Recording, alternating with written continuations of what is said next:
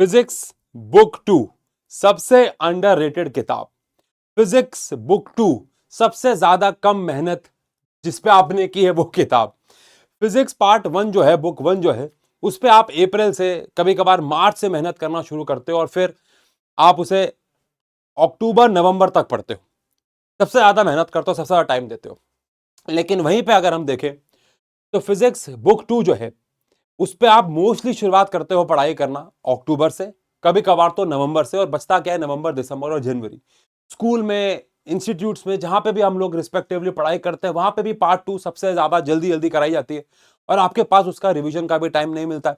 और कहीं ना कहीं बुक 1 आप पहले भी टेस्ट दे चुके होते हो, मिड टर्म में भी दे चुके होते हो और दोबारा भी पढ़ रहे होते हो, तो कहीं ना कहीं बुक 1 हमेशा ज्यादा तैयारी वाली होती है हमारी एज कम्पेयर टू बुक 2।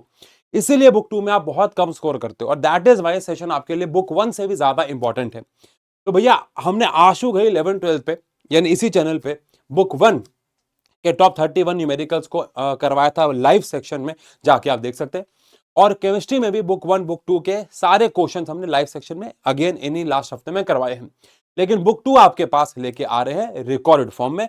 आज ये आपको उसी टाइम पे मिल रही है जिस टाइम पे आपका लाइव सेशन लगाया गया था, बट किसी कारणवश मुझे आज सुबह ही समझ में आ गया था कि मैं लाइव नहीं ले पाऊंगा, लेकिन आपकी तैयारी नहीं रुकनी चाहिए थी, तो मैं इसे रिकॉर्डेड फॉर्म में डाल रहा हूं ताकि आपके पास टॉप 31 क्वेश्चन जो है वो पहुंच जाए। और इन क्वेश्चन को ऐसा नहीं है कि भैया कोई भी टॉप 31 क्वेश्चन ले आए हैं, हर एक क्वेश्चन को इस तरीके से लेके आए हैं कि आपके हर एक टॉपिक को वो कवर करें। मतलब कहीं कहीं टॉपिक्स के ऊपर ज्यादा क्वेश्चन भी है बिकॉज एग्जाम में ज्यादा आते हैं, लेकिन ऐसा बनाया गया कि आपके लगभग बुक 2 के सारे इंपॉर्टेंट टॉपिक्स कवर हो जाए। अगर आपके बुक 2 के कोई भी चैप्टर में कहीं पे भी दिक्कत आ रही है मेरे बच्चों, तो साइंस एंड फन एजुकेशन पे विद एक्सपेरिमेंट्स आपके सारे के सारे चैप्टर्स के वन शॉट डाले हुए हैं, आप जाके चेक कर सकते हैं अगर आपका कहीं पे भी कोई कंसेप्ट वीक चल रहा है तो। बाकी यहां पे भी हम कंसेप्ट्स को शॉर्ट में तो रिवाइज करेंगे ही, ताकि हर एक क्वेश्चन को भी साथ साथ करना, क्वेश्चन के साथ साथ टॉपिक्स को भी रिवाइज करेंगे।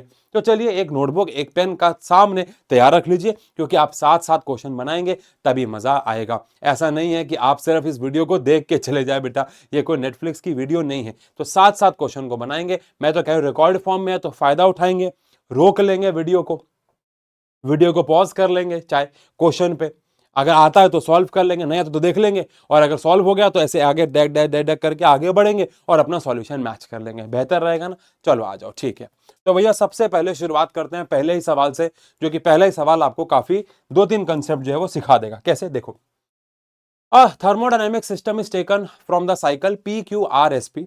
एक थर्मोडायनेमिक सिस्टम को आप P Q R S P यानी कि आप ऐसे लेके गए हैं, डायग्राम के रिस्पेक्ट से बात करें तो एंटी क्लॉकवाइज लेके गए हैं। आपको वर्क डन निकालना है ऑन द सिस्टम, यानी आपको ऑन द सिस्टम पे वर्क डन निकालना है। तो मेरा सबसे पहला सवाल आपसे यह आता है कि वर्क डन पॉजिटिव होगा या वर्क डन नेगेटिव होगा। तो आंसर है वर्क डन नेगेटिव होगा, बिकॉज मैं कैसे जा रहा हूं, पी क्यू आर ऐसे जा रहा हूं, एंटी क्लॉकवाइज। मैंने वन शॉट में बताया था कि आप एंटी क्लॉकवाइज जब प्रेशर वॉल्यूम पे जाते हो तो आपका जो वर्क डन है वो नेगेटिव होता है, और क्लॉकवाइज जाते हैं तो पॉजिटिव होता है। बाकी ऑन द सिस्टम भी वैसे भी लिखा हुआ है फिजिक्स के हिसाब से। तो ये तो दोनों आंसर मेरे लिए ऑटोमेटिकली कैंसिल हो जाते हैं, बट ठीक है, इससे कुछ हासिल नहीं हुआ, हमें तो सॉल्व करना ही है। अब अगर मुझे वर्क डन निकालना है तो वर्क डन का फॉर्मूला होता है area enclosed bye PV graph, yes और नो। जो प्रेशर वॉल्यूम ग्राफ है उसके अंदर कितना एरिया एनक्लोज हो रहा है उससे हमें क्या मिल जाता है, टोटल वर्क डन मिल जाता है। यानी इससे हमें टोटल वर्क डन जो है वो मिल जाएगा। डन है, डन है, ओके। अब ये एरिया मैं कैसे निकालूं, क्या ये एक ट्राइंगल है या एक रेक्टेंगल है या ये सर्कल है? ऑब्वियस बात है ये एक रेक्टेंगल है। अब रेक्टेंगल के लिए मैं यहां पे, ये मेरे पास लेंथ हो गई, ये मेरे पास ब्रेथ हो गई, लेकिन ध्यान रहे ये सेंटीमीटर क्यूब में है, तो यहां से लेके यहां तक 300 माइनस 100 200 हो गया।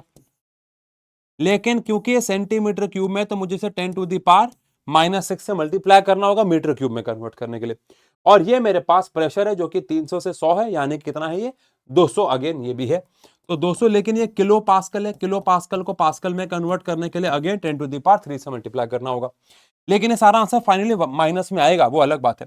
तो यहां पे मेरे पास आ जाता है 40,000 इन दोनों को मल्टीप्लाई करके, और यहां पे मेरे पास 10⁻³ बचता है। 3 0 से 3 0 कैंसिल हो जाते हैं, आंसर 40 जूल आता है। माइनस में क्यों आया ये मैंने आपको पहले ही बता दिया है, तो आंसर हमारे पास -40 जूल जो है वो हो जाता है।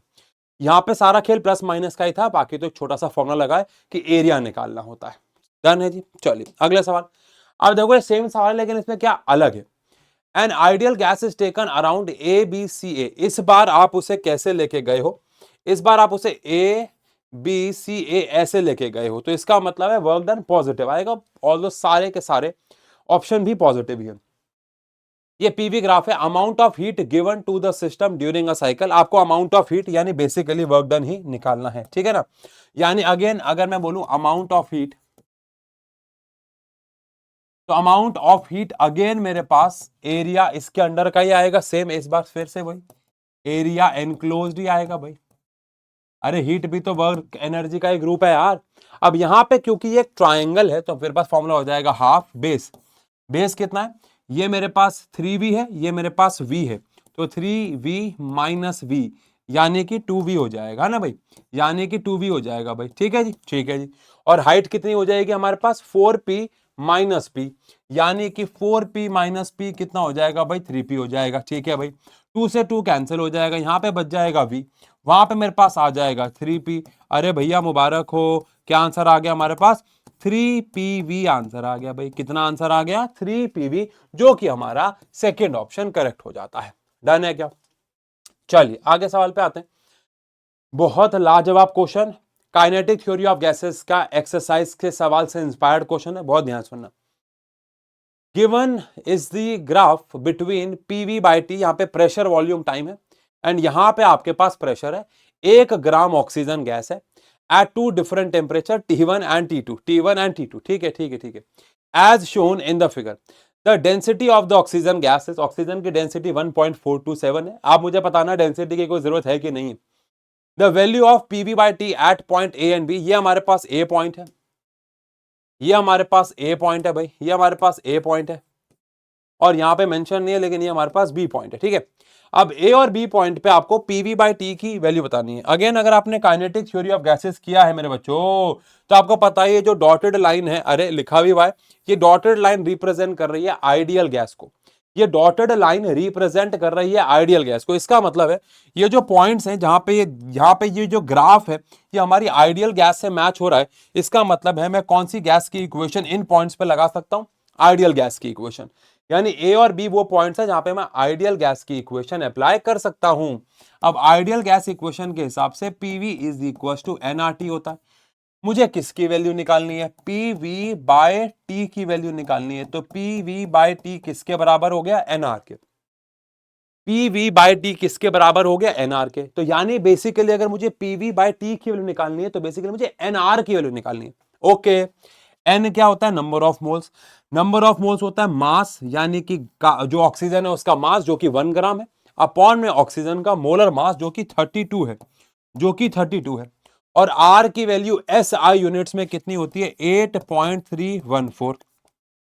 अब मुझे क्या करना है, मुझे इसको बस डिवाइड करना है, टाइम बचाने के लिए कैलकुलेटर यूज कर लेते हैं भाई। तो यहां पे हमारे पास आ जाता है बच्चों, ये आ जाता है हमारे पास 8.314 डिवाइडेड बाय 32। तो यहां हमारे पास आ जाता है 0.259, आगे 8 है, ये आंसर आ जाता है जूल पर केल्विन, ये हमारे पास आंसर आ जाता है। अब अगर ऑप्शन में देखें तो 0.259 है, वैसे तो ये 8 है तो ये 0.26 ही होना चाहिए था, बट ठीक है, दो सबसे करीबी आंसर है। अरे अरे दो ऑप्शन ठीक है, ओके, ऑब्वियस सी बात है, ये आपको दिख ही रहा है कुछ गड़बड़ है, लेकिन हाँ ये हमारे पास आंसर है और ये भी हमारे पास आंसर है, दोनों यही है, दोनों यही है। ठीक है ठीक है ठीक है ठीक है ठीक है, यूनिट भी दोनों की सेम है। ठीक है, तो ये हमारा आंसर हो गया, डन है। तो PV is equal to nRT होता है, और जहां पे हमारी रियल गैस, ये हमारे रियल गैस के लिए ग्राफ्स हैं, और ये रियल गैस के ग्राफ इस दोनों पॉइंट पे आइडियल गैस से मैच हो रहे हैं, तो यहां पे जो भी वैल्यू आइडियल गैस इक्वेशन से आएगी वो रियल गैस के लिए भी लागू होगी, ये आपको ध्यान रखना है।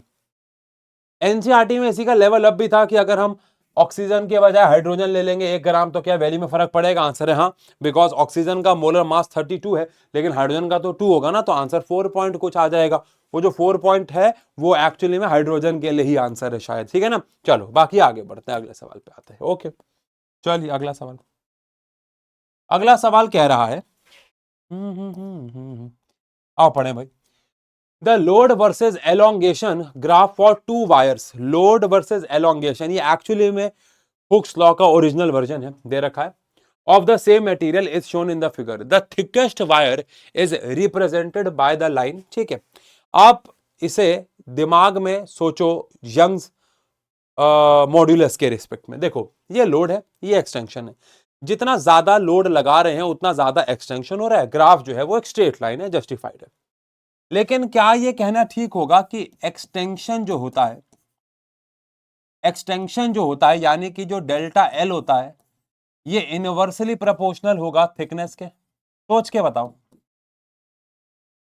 क्योंकि हमारे पास एक फॉर्मूला है, देखो यंग्स मॉड्यूलस का, फोर्स अपॉन में एरिया इनटू में डेल्टा एल इनटू में एल।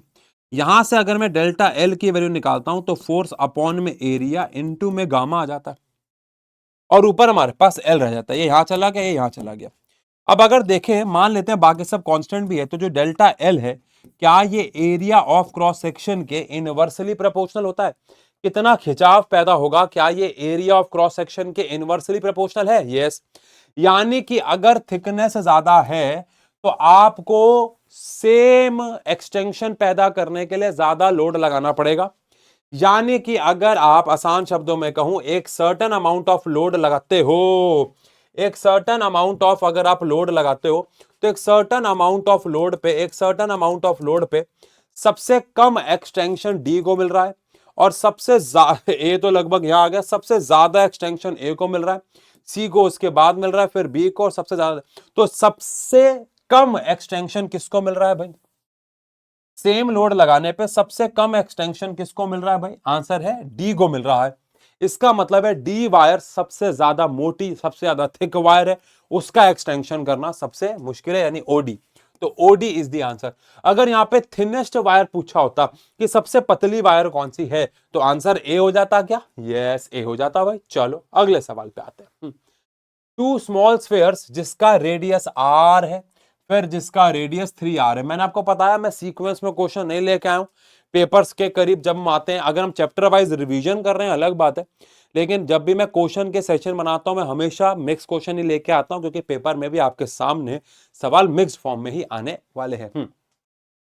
टू स्मॉल स्फेयर्स जिनमें से एक का रेडियस आर है और एक का रेडियस 3r है। ठीक है, इमेजिन कर लेते हैं, एक का रेडियस आर है और एक का रेडियस हमारे पास 3r है। ठीक है, ओके। और वो एक विस्कस लिक्विड में चल रहे हैं कांस्टेंट स्पीड के साथ, कांस्टेंट स्पीड के साथ एक विस्कस लिक्विड में चल रहे हैं, तो उन पर जो विस्कस फोर्स होगी उसका क्या रेशो होगा? बहुत आसान है यार। अगर आपको विस्कस फोर्स का फॉर्मूला पता है, जो कि 6 पाई ईटा आर वी होता है, अगर आपको विस्कस फोर्स का फॉर्मूला पता है 6 पाई ईटा आर वी है, और आर ही तो सिर्फ अलग है, तो भैया जो विस्कस फोर्स है ये डायरेक्टली प्रोपोर्शनल टू रेडियस होता है। 6 पाई कांस्टेंट है, वेलोसिटी सेम है, ईटा क्योंकि सेम लिक्विड है तो कोफिशिएंट ऑफ विस्कोसिटी भी सेम होगा, ईटा मतलब कोफिशिएंट ऑफ विस्कोसिटी। तो एक ही चीज बच जाती है, वो क्या है भैया? आर।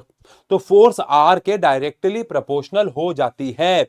अगर फोर्स आर के डायरेक्टली प्रोपोर्शनल है तो विस्कस फोर्स फर्स्ट अपॉन में viscous force second, radius of first upon में रेडियस ऑफ सेकेंड का रेशो हो जाएगा। तो विस्कस फोर्स फर्स्ट अपॉन में viscous force second, radius of first r है और रेडियस ऑफ दूसरा स्फेयर 3r है, तो रेशो 1:3 आ गया, रेशो 1:3 आ गया, रेशो 1:3 आ गया। डन है क्या यार? थोड़ा सा गेट खोल दूं, बड़ी सफोकेशन सी हो रही है, थोड़ा सा गेट, थोड़ा सा भाई यहाँ की लाइट भी, एक सेकंड देना बच्चों, थोड़ी आवाज गूंजेगी मेरे को हाँ अब ठीक है। थोड़ा सा एक्चुअली में ना सफोकेशन बहुत है यहाँ, तो मैंने हल्का सा गेट खोल दिया है। चलिए आगे बढ़ता, अगले सवाल पे आते हैं। हाँ, steel and copper wire of same length are stretched by same weight. सुनो भाई, जब भी ऐसे क्वेश्चन आए जिसमें दो अलग अलग मटेरियल्स हो, हमेशा क्या करो, जो जो सेम है जो जो डिफरेंट है उनको प्लीज लिख लिया करो। मैं ऐसा हमेशा करता हूं, कंफ्यूजन नहीं होती है भाई। ठीक है, तो हमारे पास स्टील वायर है और कॉपर वायर है जिनकी सेम लेंथ है। ठीक है, तो लेंथ ऑफ स्टील और लेंथ ऑफ कॉपर ये दोनों सेम है, लेट से एल। ठीक है, are stretched by same weight, यानी दोनों पे जो फोर्स लगाई गई है वो सेम है। तो स्टील पे जो फोर्स लगाई गई है और कॉपर पे जो फोर्स लगाई गई है, अगेन वो भी सेम है, लेट्स से एफ।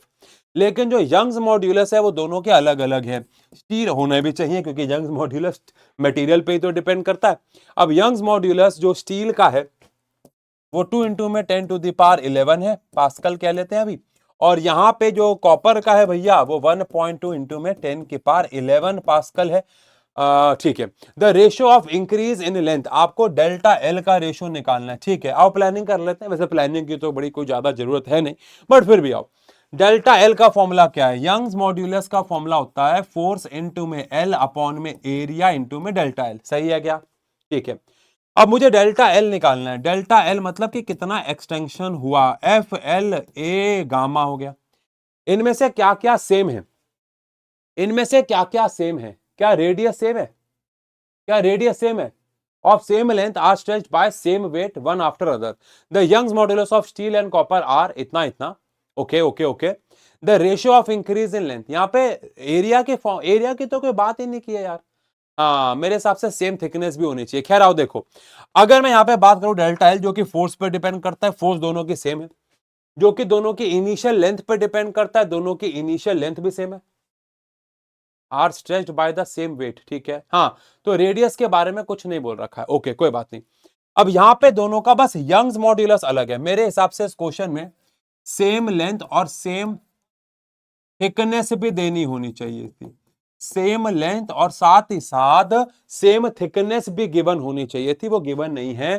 क्या मैंने कुछ मिस किया? Steel and copper wires of same length are stretched by the same weight one after other.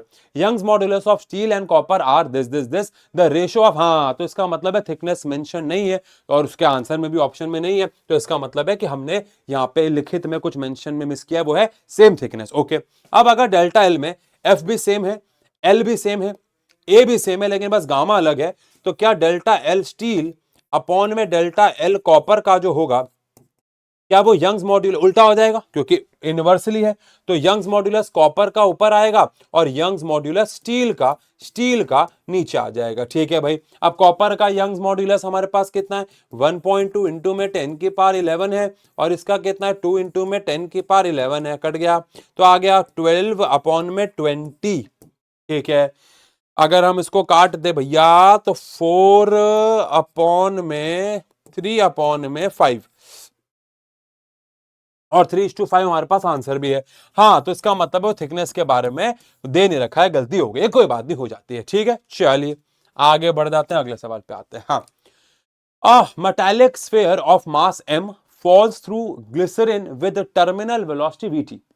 Terminal velocity एक एस, जब हम किसी भी विस्कस फ्लूइड में किसी ऑब्जेक्ट को डालते हैं, आई होप आपको पता होगा बेटा, उस केस में उसकी वेलोसिटी बढ़ती है बढ़ती है बढ़ती है बढ़ती है, लेकिन उस पर विस्कस फोर्स भी बढ़ती है, जिसकी वजह से उसकी एक लेवल पे आने के बाद नेट फोर्स जीरो हो जाती है, वेलोसिटी कांस्टेंट हो जाती है। इसको बोला जाता है टर्मिनल वेलोसिटी। टर्मिनेट हो गई, बढ़ना बंद हो गई, टर्मिनल वेलोसिटी। ठीक है। एक मेटालिक स्फीयर है जिसका मास m है, ग्लिसरीन में उसको छोड़ा तो टर्मिनल वेलोसिटी vt थी। ठीक है, यानी अगर हम m मास वाले के लिए बात करें तो उसकी टर्मिनल वेलोसिटी vt थी। ठीक है, लेकिन अगर उसका मास 27 m कर दिया जाए तो टर्मिनल वेलोसिटी क्या होगी? भाई साहब बहुत ही प्यारा सवाल है, सेम मेटल है, सेम ग्लिसरीन में डाला गया है। सुनो, ज्यादातर बच्चों को लगता है कि सर टर्मिनल वेलोसिटी का जो फॉर्मूला है वो है 2/9 r square g by eta sigma minus rho. तो बच्चों को लगता है कि भैया ये तो मास पे डिपेंड ही नहीं करता। चलो मन में सोचो, अगर अभी लाइव होता तो मैं आपसे पूछता, लेकिन मन में सोचो, क्या ये जेन्युइनली मास पे डिपेंड नहीं करता या ये इनडायरेक्टली मास पे डिपेंड करता है? बिकॉज क्वेश्चन में बोला गया है कि डेंसिटी जो है वो सेम है लेकिन मास अलग अलग है। तो अगर ऐसा है तो अब एक प्लानिंग सुनो भैया, अगर ऐसा है तो प्लानिंग सुनो। पहली बात तो सेम वीटी तो ऑप्शन में भी नहीं है। अगर इसमें सेम होता, वीटी ऑप्शन होता, सेम होता, हो सकता है बहुत सारे बच्चे लिखते कि हाँ भैया सेम, बट ध्यान रहे इनडायरेक्टली सही लेकिन मास पे डिपेंडेंसी है। कैसे? देखो आप, क्या आपको पता है कि भैया डेंसिटी का फॉर्मूला रहता है मास बाय वॉल्यूम। ठीक है, अब जो वॉल्यूम है उसका फॉर्मूला हो जाएगा mass by density. Density same बोले है लेकिन मास जो है वो 27 टाइम्स बढ़ गया है। डेंसिटी सेम बोली हुई है लेकिन मास 27 टाइम्स बढ़ गया है। इसका मतलब है जो नई वाली वॉल्यूम है वो भी 27 टाइम्स आपने पुराने वाले से बढ़ाई होगी।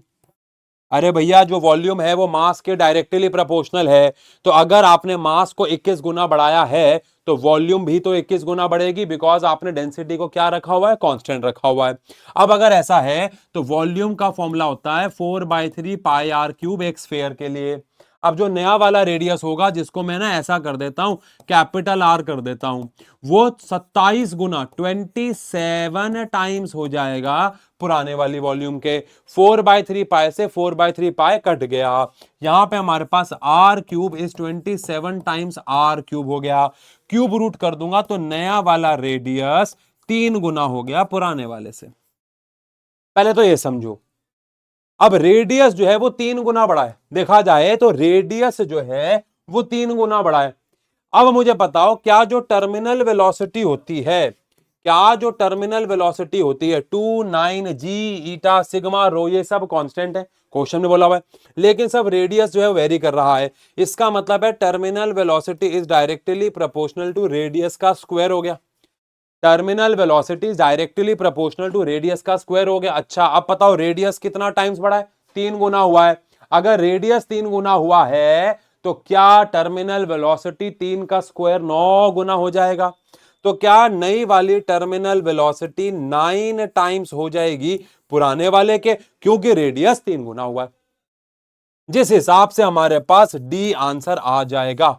प्यारा सवाल है कि नहीं है, कमेंट सेक्शन में बताओ। आज मैं लाइव तो हूं नहीं, गुलाब का फूल तो मांग नहीं सकता, लेकिन आप मुझे कमेंट सेक्शन में गुलाब का फूल दोगे, बिकॉज इस क्वेश्चन को पढ़ने के बाद बहुत सारे बच्चों को लगेगा कि टर्मिनल वेलोसिटी मास पे डिपेंड करती ही नहीं है, बट इनडायरेक्टली करती है। मास बढ़ेगा तो वॉल्यूम बढ़ रही है, वॉल्यूम बढ़ रही है तो रेडियस चेंज हो रहा है, रेडियस चेंज होगा तो टर्मिनल वेलोसिटी भी चेंज होगी मेरे लाल। समझ गए? चलो अगले सवाल पे आते हैं।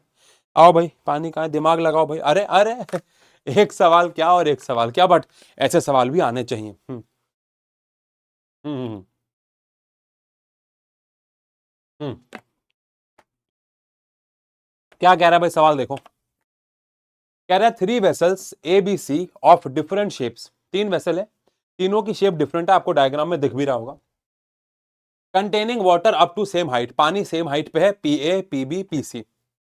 Pressure exerted by the water at the bottom of the vessel, कितना प्रेशर बॉटम पे लगा रहे होंगे, यानी ये पूरा लिक्विड इस बॉटम पे, ये पूरा लिक्विड इस बॉटम पे और ये पूरा लिक्विड इस बॉटम पे, कितना प्रेशर लगा रहा होगा। अगेन हाइड्रोस्टैटिक पैराडॉक्स, अगर आपने वन शॉट देखा है तो हाइड्रोस्टैटिक पैराडॉक्स में बताया है कि पानी के द्वारा लगने वाला प्रेशर, गॉस प्रेशर, जिसको हमने प्रूव भी किया हुआ है, वो हमारे पास होता है रो जी एच, और वो कंटेनर के शेप पे डिपेंड नहीं करता। यहां तो फिर भी बहुत सारा पानी है, अगर मैं एक पतला सा पाइप ले लेता और उसमें पानी भर लेता ना मेरे लाल, तो भी आंसर सेम ही होता। तो आंसर है सब पे प्रेशर सेम होगा।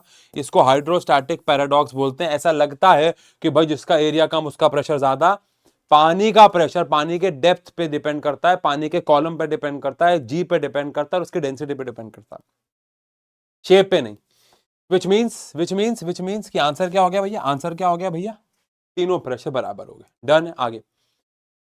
Sound wave travel at 350 meter per second through a warm air and 3500 metre per second through brass, यानी हवा में साउंड की स्पीड 350 है और ब्रास में उसकी स्पीड 3500 है, यानी 10 गुना ज्यादा है। यानी कि स्पीड जो है वो 10 टाइम्स हो गई, 10 टाइम्स हो गई। ठीक है ठीक है। The wavelength of a 700 hertz acoustic wave as it enter brass from warm air is, कितना बढ़ जाएगी कितना कम हो जाएगी। देखो अगेन ये कोई न्यूमेरिकल नहीं है, मैं तो इसे कंसेप्चुअल क्वेश्चन मानूंगा, क्योंकि आई होप आपको याद आओ कि भैया जो फ्रीक्वेंसी है वो तो सेम रहेगी, फ्रीक्वेंसी जो सेम रहेगी, है ना, मीडियम चेंज होने पे फ्रीक्वेंसी पे कोई फर्क नहीं पड़ता। अब अगर ऐसा है तो क्या ये कहना सही होगा कि जो वेवलेंथ है, वेवलेंथ पूछा है ना, हाँ, जो वेवलेंथ है वो स्पीड के साथ कैसे डिपेंड करेगी, वेवलेंथ स्पीड के साथ कैसे डिपेंड करेगी। आओ सोचे, देखो हमारे पास फ्रीक्वेंसी का फॉर्मूला होता है v बाय लेमडा, तो यहां से v का फॉर्मूला हो गया फ्रीक्वेंसी इंटू में लेमडा। ठीक है ठीक है ठीक है ठीक है। अगर फॉर्मूला फ्रीक्वेंसी इंटू में लेमडा हो गया, तो अगर वेलोसिटी 10 गुना बड़ी है, यानी वेलोसिटी और वेवलेंथ ये दोनों आपस में डायरेक्टली प्रोपोर्शनल हो गए, तो अगर वेलोसिटी 10 गुना बड़ी है तो वेवलेंथ भी 10 गुना बढ़ेगी। तो भैया डिक्रीज तो हो नहीं सकता, डिक्रीज तो काट दो, डिक्रीज तो काट दो। अब कितना बढ़ेगी, वेलोसिटी 350 से 3500 हुई है, 10 गुना बढ़ी है। तो अगर वेलोसिटी 10 गुना बढ़ी है, अगर वेलोसिटी 10 गुना बढ़ी है तो वेव लेंथ भी 10 गुना बढ़ेगी, यानी increases by factor of 10। Third is the answer. प्यारा सवाल है। क्या मैं इसे सब्जेक्टिव में न्यूमेरिकली भी सॉल्व कर सकता हूं? हाँ यार, बड़ा सिंपल है। देखो, फ्रीक्वेंसी का फॉर्मूला होगा v1 बाय लेमडा वन। अगर मान लो पेपर में 2 नंबर का आ गया है ना, v1 बाय लेमडा वन, ठीक है। और फ्रीक्वेंसी 2 का फॉर्मूला होगा v2 बाय लेमडा टू। फिर आप बोलोगे मीडियम चेंज होने पे फ्रीक्वेंसी में कोई बदलाव नहीं आता, ओके। तो v1 लेमडा वन बराबर हो जाएगा v2 लेमडा टू के। अब v1 हमारे पास कितना है भैया, 350 है। लेमडा वन हमारे पास कितना है भैया, लेमडा वन हमारे पास कितना है, अरे नहीं दे रखा है, कोई बात नहीं। v2 हमारे पास कितना है, 3500। और लेमडा टू हम लोग यहाँ पे lambda two by lambda one निकाल लेंगे, तो 3500 अपॉन में 350, इसको इससे काट देंगे ना, 10 आ जाएगा। यानी कि lambda two is 10 times lambda one. तो ऐसे भी कर सकते हो आप यार, सब्जेक्टिव आया तो, बाकी ओरली हम समझ गए थे कि 10 गुना बढ़ जाएगा। चलिए आगे बढ़ते हैं। हो हा ही हु, बड़ा आसान सवाल। कह रहे हैं इनमें से कौन स्ट्रीम लाइन को रिप्रेजेंट नहीं कर रहा। दो प्रकार के फ्लो पड़े थे with respect to the streamlines, एक था स्ट्रीमलाइन फ्लो और एक था टर्बुलेंट फ्लो। अगर पिछला वाला पार्टिकल आगे वाले पार्टिकल के नक्शे कदमों पे चल रहा है, पिछला पार्टिकल अगले पार्टिकल पे, पिछला पार्टिकल अगले पार्टिकल पे, पिछला पार्टिकल अगले पार्टिकल के नक्शे कदमों पे चल रहा है, तो ऐसे फ्लो को स्ट्रीमलाइन फ्लो कहते हैं। और स्ट्रीमलाइन फ्लो में एक स्ट्रीमलाइन यानी ये पाथ दूसरे पाथ को इंटरसेक्ट नहीं करता है। स्ट्रीमलाइन फ्लो में एक स्ट्रीमलाइन दूसरे स्ट्रीमलाइन को इंटरसेक्ट नहीं करती है, जिसका मतलब है ये आंसर, मतलब ये स्ट्रीमलाइन फ्लो को रिप्रेजेंट कर रहा है। यहां पे इंटरसेक्शन नहीं है, फ्लो कर रहा है, ये भी कर रहा है, लेकिन यहां पे तो इंटरसेक्ट हो गए, इसका मतलब है ये स्ट्रीमलाइन को रिप्रेजेंट नहीं कर रहा है। इसका मतलब यही हमारा आंसर है। डन। चलो, ये भी अच्छा सवाल है भाई, आओ देखें भाई क्या कह रहा है। कह रहे हैं एक वर्टिकल मेटल सिलेंडर है जिसका रेडियस हमें 2 सेंटीमीटर दे रखा है। चलो भाई लिखते चले जाएंगे, प्लान बनाएंगे। 2 सेंटीमीटर ऐसा यूनिट में काम करना होगा तो हमारे पास 0.02 मीटर आ जाएगा, ओके ठीक है। एंड लेंथ आपको दे रखी है 2 मीटर, सही है भैया, सही है, कैलकुलेशन आसान लग रही है। Is fixed the lower and load of, अच्छा कितना लोड लगा दिया भैया, कितना वजन लगा दिया भैया, इसके ऊपर 100 किलो का वजन लगा दिया, ठीक है। तो फोर्स कितनी हो जाएगी, अगर जी की वैल्यू को 10 माना जाए, अगर जी की वैल्यू को 10 माना जाए तो 1000 न्यूटन की फोर्स आ जाएगी, यानी mg की। 100 इंटू में 10, 1000 न्यूटन की फोर्स आ जाएगी, एज्यूमिंग दैट जी इज 10। बाकी आंसर निकालेंगे तो समझ में आ जाएगा। 9.8 लग नहीं रहा है ऑप्शन से, ठीक है। आपको स्ट्रेन निकालना है, यंग्स मॉड्यूलस दे रखा है, अरे अरे अरे अरे अरे अरे अरे, स्ट्रेन निकालना है, यंग्स मॉड्यूलस दे रखा है, क्या मजाक हो गया। देखो, यंग्स मॉड्यूलस का फॉर्मूला होता है स्ट्रेस अपॉन में स्ट्रेन, ठीक है। यंग्स मॉड्यूलस आपको 2 इंटू में 10 टू द पावर 11 दे रखा है। स्ट्रेस हमारे पास होता है फोर्स अपॉन एरिया, स्ट्रेस का फॉर्मूला होता है फोर्स अपॉन एरिया। फोर्स हमारे पास है 1000 और एरिया हमारे पास आ जाएगा पाई आर स्क्वायर से। एरिया हमारे पास आ जाएगा पाई आर स्क्वायर से, पाई आर स्क्वायर से। आर कितना हमारे पास, आर हमारे पास है 0.02 का स्क्वायर है भाई, तो पाई आर स्क्वायर से आर हमारे पास 0.02 का स्क्वायर है। और यहां पे हमारे पास स्ट्रेन बच गया भाई, स्ट्रेन बच गया, ठीक है ठीक है ठीक है। तो यहां से अब हम लोग कैलकुलेट कर लेंगे स्ट्रेन। स्ट्रेन कितना आ गया, 10 की पावर 3 आ गया। नीचे हमारे पास क्या आ गया भैया, 2 इंटू में 10 की पावर 11 आ गया, इंटू में 3.14 आ गया, इंटू में इसको मैं 4 इंटू में 10 की पावर -4 बोल सकता हूं। तो यहां से हमारे पास स्ट्रेन आ जाएगा। कुछ कैलकुलेशंस देखते हैं कैसे कैसे। तो पहले इस वाले नंबर को सॉल्व कर लेते हैं, आ जाओ देखो। तो सबसे पहले मेरे पास आ गया है नीचे 2 इंटू में 3.14 इंटू में 4, ठीक है। तो ये मेरे पास 25.12 आ गया नीचे नीचे नीचे। ऊपर मेरे पास 1000 है, नीचे मेरे पास 25.12 है, ठीक है। 10 की पावर हमारे पास कितना है, 11 और 4 7 हो गया, ये 10 की पावर 7 हो गया, ठीक है ठीक है ठीक है ठीक है।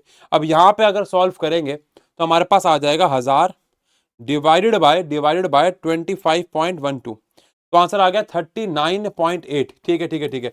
39.8 इंटू में 10 टू द पावर -7, -6 है ऑप्शन में, बिल्कुल है भाई। तो ये आ गया 3.98 इंटू में 10 की पावर -6, तो 4 इंटू में 10 की power -6 is approximately the answer. अगर मैं शायद 9.8 लेता तो शायद आंसर और एक्यूरेट आता, बट ठीक है, एमसीक्यू है ना, एमसीक्यू है ना, एमसीक्यू है ना। और वैसे भी 10 टू नहीं, ठीक है, मेरे को लग रहा था 10 की पावर सबकी अलग है। अगर ऐसा होता ना कि सब में कभी कभार ना 10 की पावर अलग होती है किसी ऑप्शन में, तो उसमें आपको आगे के नंबर सॉल्व करने की जरूरत नहीं होती है ना, वो तो आपको पता ही होगा। फिर आप सिर्फ 10 की पावर सॉल्व कर लेंगे तो आपका उससे आंसर आ जाएगा। डन है, चलो बढ़िया बढ़िया बढ़िया। थोड़ी सी आवाज तो नहीं फट रही भाई, इसको ऐसा करते हैं, थोड़ा कम करते हैं। हेलो हेलो, चलिए ठीक है, चलो आगे बढ़ते हैं, अगले सवाल पे आते हैं भाई। The displacement of a particle in SHM is given by, आपको x दे रखा है 0.2 साइन 250, 0.2 साइन 250t। इन्हें हम कंपैरिजन वाले क्वेश्चन बोलते हैं। मैं ऐसे आज 3-4 सवाल लेके आया हूं, कौन सा कहां है पता नहीं, लेकिन 3-4 सवाल लेके आया हूं जहां पे हमें प्रोग्रेसिव वेव या फिर स्टेशनरी वेव के साथ कुछ कंपैरिजन करके आंसर निकालना होता है। जैसे यहाँ पे ये एसएचएम के ऊपर, तो यहाँ पे हमें एसएचएम की इक्वेशन से कंपैरिजन करना होता है। जैसे आई होप आपको पता है कि एसएचएम की इक्वेशन है डिस्प्लेसमेंट की a sine omega T plus 5, ठीक है। इक्वेशन है a sine omega T plus 5, ठीक है।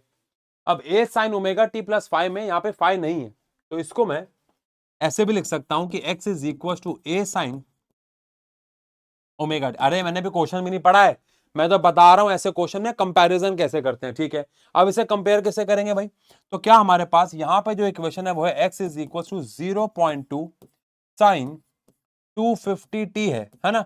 अब अगर क्वेश्चन में मान लेते हैं एम्पलीट्यूड पूछा होगा, तो एम्पलीट्यूड सीधा मिल गया। देखो मुझे, अगर मान लो मुझसे क्वेश्चन में एम्पलीट्यूड पूछा होगा तो सीधा मिल गया।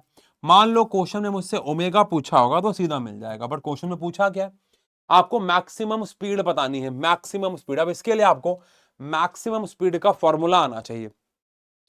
आई होप आपको पता है, नहीं पता है तो मैं यहां पे लिखता हूं क्योंकि हम साथ साथ रिवीजन भी कर रहे हैं। जो मैक्सिमम एक्सेलरेशन होता है वो होता है माइनस ओमेगा स्क्वायर ए। एक्चुअली एक्सेलरेशन का फॉर्मूला होता है माइनस ओमेगा स्क्वायर एक्स, और एक्स की मैक्सिमम वैल्यू ए होती है, तो मैक्सिमम एक्सेलरेशन क्या हो जाता है, माइनस ओमेगा स्क्वायर ए, ठीक है। और ऐसी वेलोसिटी का फॉर्मूला होता है ए ओमेगा कॉस ओमेगा टी। तो मैक्सिमम मैक्सिमम के लिए कॉस ओमेगा टी की वैल्यू 1 हो जाती है, तो मैक्सिमम वेलोसिटी हमारे पास आ जाती है ए ओमेगा। अरे ये फॉर्मूला मिलते ही काम हो गया, अरे ये फॉर्मूला मिलते ही काम हो गया, ये फॉर्मूला आते ही काम हो गया, क्योंकि हमारे पास ए ओमेगा फॉर्मूला आ गया। ए मैं यहां से कंपेयर कर सकता हूं, ओमेगा यहां से, लो जी हो गया। तो वेलोसिटी जो मैक्सिमम होती है उसका फॉर्मूला ए ओमेगा होता है। तो ए मेरे पास है 0.2 और ओमेगा मेरे पास है 250। तो आंसर कितना आ गया भैया, 50 आ गया। 50 50 ऑब्वियस सी बात है मीटर पर सेकंड आ गया। No no no no no, centimetre में है, सेंटीमीटर में है तो सेंटीमीटर प्रति सेकंड आ गया 50। कितना आसान सा क्वेश्चन। डन, ओके बढ़िया। चलिए चलिए चलिए, अब बात करते हैं बेटा अगले सवाल के लिए, जहां पे हमारे पास आ रहा है अगेन एक अच्छा क्वेश्चन। देखो क्या कह रहे हैं, a particle in simple harmonic oscillation has an acceleration of 2 metre per second square. एक सिंपल हार्मोनिक मोशन हो रहा है, अगेन एक एसएचएम हो रहा है, और आपके पास जो एक्सेलरेशन है वो 2 मीटर पर सेकेंड स्क्वायर का है एट अ डिस्टेंस। क्योंकि एक्सेलरेशन एक्स पे डिपेंड करता है, मैंने आपको बताया अभी, ये तो मैक्सिमम है तो माइनस ओमेगा स्क्वायर एक्स लिखा हुआ है, ओमेगा स्क्वायर ए लिखा हुआ है, वैसे फॉर्मूला हमारे पास माइनस ओमेगा स्क्वायर एक्स होता है। अब यहां पे एक सेकेंड देंगे अगर मुझे, तो यहां पे तो ये मैक्सिमम मिनिमम की बात नहीं कर रखी है, सिर्फ एक्सेलरेशन की बात कर रखी है, और acceleration is directly proportional to x है। यही तो इक्वेशन एसएचएम की, कंडीशन एसएचएम की। तो अगर acceleration 2 metre per second square होता है तो ये कब होता है, जब डिस्टेंस हमारे पास 0.02 मीटर है। Angular velocity of the particle is, आपको उस पॉइंट पे एंगुलर वेलोसिटी निकालनी है। हो गया फॉर्मूला याद तो हो गया। बताओ एक्सेलरेशन का फॉर्मूला क्या है, एक्सेलरेशन का फॉर्मूला है माइनस ओमेगा स्क्वायर एक्स। देखो मैं आपको क्या बोलता हूं, मैं ये नहीं कहता कि सीधा फॉर्मूले याद करने से आपके न्यूमेरिकल बन जाएंगे, बट कुछ कुछ केसेस में यस। जैसे ये वाला जो क्वेश्चन है, अब जैसे ये वाला क्वेश्चन था, इस वाले क्वेश्चन में आप सिर्फ फॉर्मूला याद करके तो ये क्वेश्चन ना बना पाते, ये ऑब्वियस है। लेकिन ये वाले क्वेश्चन में अगर आपको फॉर्मूला याद है और हर एक फॉर्मूले में हर चीज का क्या मतलब है ये पता है, तो क्वेश्चन बन जाएगा, है ना। अब माइनस ओमेगा, ओमेगा हमारे पास कितना है, ओमेगा हमारे पास कितना है भाई, निकालना है, ओमेगा हमें निकालना है। एक्सेलरेशन हमारे पास कितना होगा 2, क्योंकि एक्सेलरेशन हमेशा माइनस में रहता है, ये एसएचएम की इक्वेशन है, एक्सेलरेशन हमेशा माइनस में रहता है, वो हमेशा मोशन को अपोज करता है, तो रिटार्डेशन रहता है, रिटार्डेशन। ओमेगा स्क्वायर निकालना है, एक्स हमारे पास कितना है 0.02 है, माइनस से माइनस कैंसिल, यहां आ जाएगा मेरे पास 2 अपॉन में 0.02, तो यहां से मुझे मेरे बच्चों ओमेगा स्क्वायर की वैल्यू कितनी मिल जाएगी 100, ओमेगा स्क्वायर की वैल्यू मिल जाएगी 100, तो ओमेगा मेरे पास आ जाएगा 10। क्या मैंने सब कुछ एस आई यूनिट में डाला है, यस, तो यहां से भी मुझे आंसर एस आई यूनिट में रेडियन पर सेकेंड मिल जाएगा। डन है क्या, डन है क्या, समझ गए, समझ गए। एसएचएम के ऊपर काफी अच्छे अच्छे क्वेश्चन लाया हूं, स्प्रिंग के ऊपर भी लाया हूं, टाइम पीरियड के, पेंडुलम के ऊपर भी लेके आया, बिकॉज सबसे ज्यादा क्वेश्चन वहीं से बनते हैं। जैसे कि एक ये वाला क्वेश्चन है, देखो बड़ा आसान है, मैं आपको इसका फॉर्मूला दूंगा, आप इसे बना लेना, मतलब अभी हम पूरा बनाएंगे, लेकिन वीडियो को पॉज करके ट्राई करना, ठीक है। A body executes SHM with an amplitude A, एक बॉडी एसएचएम कर रही है, उसका एम्पलीट्यूड ए है, at what displacement from the main position, main position से कितने डिस्प्लेसमेंट पे उसकी जो पोटेंशियल एनर्जी है वो 25% हो जाएगी टोटल एनर्जी के। अगर आपको इसमें टोटल एनर्जी का और पोटेंशियल एनर्जी का फॉर्मूला पता है तो क्वेश्चन हो गया ना, क्यों, बिकॉज क्वेश्चन में बोला हुआ है कि जो पोटेंशियल एनर्जी है वो टोटल एनर्जी का 25% होना चाहिए। अब टोटल एनर्जी का formula half M omega square ए स्क्वायर होता है, ठीक है, और पोटेंशियल एनर्जी का formula half M omega square x square होता है। लो जी कर लो, गलते सुन लो बात। अब इस इक्वेशन में बोल रखा है कि potential energy is 25% of total energy. अब पोटेंशियल, ये देखो मैंने ही कर दिया, half M omega square x square is 25% of total energy, where total energy is half M omega square A square. अरे क्या बच गया, अरे क्या बच गया, एम ओमेगा स्क्वायर से एम ओमेगा स्क्वायर कैंसिल हो गया, हाफ से हाफ कैंसिल हो गया, तो एक्स स्क्वायर की वैल्यू आ गई 25/100 ए स्क्वायर, इसको इससे काटा 4 आ गया, 4 आ गया, इसका मतलब है एक्स स्क्वायर की वैल्यू ए स्क्वायर बाय 4 आ गई, तो एक्स की वैल्यू ए बाय 2 आ गई, यानी ए बाय टू पे उसकी काइनेटिक उसकी पोटेंशियल एनर्जी 25% हो जाएगी टोटल एनर्जी से। यार ये वीडियो किसकी चल रही, एक्चुअली एडिटर ना बाहर वीडियो लगा गए और वो चले जा रही है, एक सेकेंड देना मुझे, एक सेकेंड एक सेकेंड एक सेकेंड। आवाज आ रही थी ना तुम्हें, क्या हो रहा है आज, तो एक तो ये सब लाइव में होता है ना, लाइव क्लास में अगर ये सब लाइव में होता तो कोई दिक्कत नहीं होती, लेकिन रिकॉर्डेड में थोड़ा सा अजीब लगता है, बट कोई नहीं, तुम तो अपने बच्चे हो। हाँ भाई, तो पोटेंशियल एनर्जी जो है वो 25% थी हमारे पास काइनेटिक, पोटेंशियल एनर्जी जो है वो 25% थी हमारे टोटल एनर्जी के, और पोटेंशियल एनर्जी का formula half M omega square x square होता है, और टोटल एनर्जी का formula half M omega square ए स्क्वायर होता है। तो मैंने बाकी तो मैथ्स ही है, ये फॉर्मूला आता है आपको तो बाकी तो मैथ्स है। डन, चलिए, बहुत ही लाजवाब क्वेश्चन है, थोड़ी देर लगेगी इसको सॉल्व करने में और समझने में भी, बट ये बहुत लाजवाब क्वेश्चन है। यहाँ पे शायद कुछ चीजें आपको दिख नहीं रही होंगी, यहाँ पे हमारे पास मुझे भी नहीं दिख रही, यहाँ पे हमारे पास 700 ग्राम्स है, यहाँ पे हमारे पास 500 ग्राम्स है, और यहाँ पे तो शायद दिख ही रहा होगा, ये हमारे पास 400 ग्राम्स है, ठीक है। अब तो दिख रहा है ना, 700 ग्राम, 500 ग्राम, 400 ग्राम, ठीक है ठीक है ठीक है ठीक है। क्या सवाल है देखो, three masses 700, 500 and 400 gram are suspended at the end of a spring and are in equilibrium as shown, मतलब जितना खींचना था खिंच गया, उसके बाद रुका हुआ है, ठीक है। when the 700 ग्राम मास, जब 700 ग्राम मास को रिमूव कर दिया गया, 700 ग्राम वाले को रिमूव कर दिया गया और ऑसिलेट कराया गया, तो उसका जो टाइम पीरियड आया वो 3 सेकेंड आया, 3 सेकेंड आया। When 500 gram mass is also removed, यानी कि पहले तो 700 ग्राम को हटाया, उसके बाद 500 ग्राम को दोबारा हटा दिया, तो सिर्फ 400 ग्राम वाला बचा, ठीक है।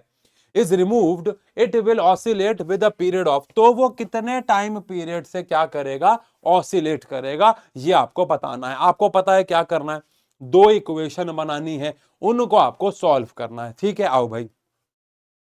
टाइम पीरियड का फॉर्मूला होता है 2 पाई √m/k। अगर आपको ये फॉर्मूला पता है तो क्वेश्चन होगा, नहीं तो फिर ये सॉल्व कैसे करोगे आप, क्वेश्चन फॉर्मूला आता है तो क्वेश्चन कुछ भी नहीं है। ठीक है, स्क्वायर कर दे, टाइम पीरियड का स्क्वायर हो जाएगा 4 पाई² m/k। ठीक है, अब केस फर्स्ट में जो टाइम पीरियड आया है वो 3 सेकेंड का आया है, तो 3 का स्क्वायर 4 पाई², और जो मास है हमने 700 ग्राम वाले को हटाया था, तो 400 ग्राम और 500 ग्राम यानी 900 ग्राम वजन हमारे पास अभी भी है। तो 900 ग्राम का मतलब हो गया 0.9 kg अपॉन में के। ठीक है, इसको हम मान लेते हैं फर्स्ट इक्वेशन, थोड़ा सा और सॉल्व कर लें अगर इसको। ये हमारे पास 9 आ गया, ये हमारे पास 4 पाई² आ गया, ये हमारे पास 0.9/k हो गया, है ना, है ना, है ना। तो यहां से इसको इतना ही रहने दो, बिकॉज हमें आगे जाके डिवाइड, वैसे तो आगे और सॉल्व हो जाता है, इसको काट दोगे तो 10 आ जाएगा, बट कर ही ले क्या, चलो आसान हो जाएगा क्या काम। तो यहां पे इसको ले जाएंगे तो हमारे पास कितना आ जाएगा, 10 इज इक्वल टू 4 पाई² अपॉन में के। ये हमारे पास फर्स्ट इक्वेशन आ गई। अब सेकेंड वाले केस में 500 ग्राम को और हटा दिया गया तो सिर्फ 400 ग्राम बचा। तो केस सेकेंड में अगेन टाइम पीरियड का square is equal to 4 pi m/k। इस बार जो मास बचा है वो 0.4 बचा है अपॉन में के। ठीक है, अब इन दोनों को हम डिवाइड करने की बात कर रहे थे, तो 4 पाई से 4 पाई इसको आपने सेकेंड मान लो और दोनों को डिवाइड कर दो, तो 4 पाई से 4 पाई, के से के कैंसिल हो गया, इधर 10/t² आ गया, 10/t² आ गया, और उधर हमारे पास यहाँ पे हमारे पास 4 पाई से 4 पाई, के से के, तो यहाँ पे हमारे पास 0.4 आ गया। ठीक है, तो यहाँ पे हमारे पास t² की वैल्यू कितनी आ गई भाई, t² की वैल्यू हमारे पास आ गई, t², एक सेकेंड, t² की वैल्यू हमारे पास आ गई 10/0.4। ठीक है, तो यहां से हमारे पास आ गया है 100/4 यानी कि 25, t² की, नए वाले t² की वैल्यू आ गई। तो आपको सबको पता है t² की वैल्यू अगर ये आ जाती है तो इसका मतलब हमारे पास t की वैल्यू आ जाती है 5 सेकेंड, नए वाले t की वैल्यू 5 सेकेंड आ जाती है। अरे हम्म हम्म हम्म हम्म हम्म हम्म एक second, when 700 gram mass is remove the system will oscillate with period of 3 second. तो 3 का स्क्वायर 9 हो गया, मास हमारे पास 500 ग्राम और 400 ग्राम तो 900 ग्राम। ठीक है, ठीक है, ठीक है, तो हमारे पास टाइम पीरियड का स्क्वायर कितना आ गया, 4 पाई², मास ठीक है, यहां तक ठीक है, यहां तक ठीक है। इसको इससे डिवाइड किया तो हमारे पास 90/9 यानी कि 10 आ गया। ठीक है, when 500 gram mass is also removed it will oscillate with period of. ठीक है, अब 500 ग्राम को हमने रिमूव कर दिया, 500 ग्राम को रिमूव कर दिया तो सिर्फ 400 ग्राम का बचा। ठीक है, तो t² की वैल्यू हमारे पास 4 पाई², अगेन हमारे पास m/k बची। ठीक है, ठीक है, ओके। अब यहां से जब हमने उसको डिवाइड कर दिया तो हमारे पास t² की वैल्यू आ गई 100/4, जो कि 25 है, तो 5 आ गया। यार क्या गड़बड़ी कर दी मैंने। हम्म हम्म हम्म हम्म हम्म।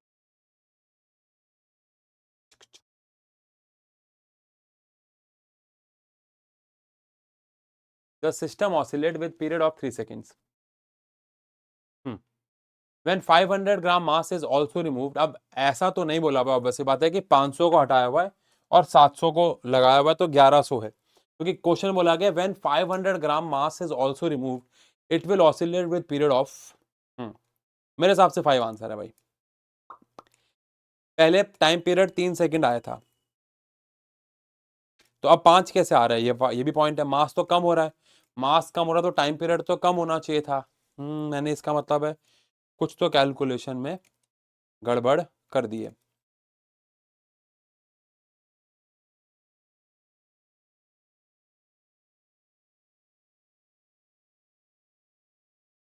हम्म, ठीक है, मास कम हो गया, मास कम हो गया तो टाइम पीरियड तो कम होना चाहिए था।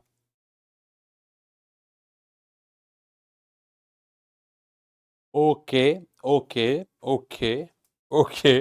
आप सब वहां बैठे बैठे वेट तो कर रहे हो। अच्छा देखो कितना मजेदार बात है कि आप सब वहां बैठे बैठे ये तो सोच रहे होगे कि यार ये कर क्यों नहीं रहा, यार ये कर क्यों नहीं रहा, यार ये कर क्यों नहीं रहा, है ना, है ना, है ना, क्योंकि हाँ, अभी लाइव में होते हैं ना, तो आप सब बता देते ये तो 0.4 तो नीचे आएगा ना यार।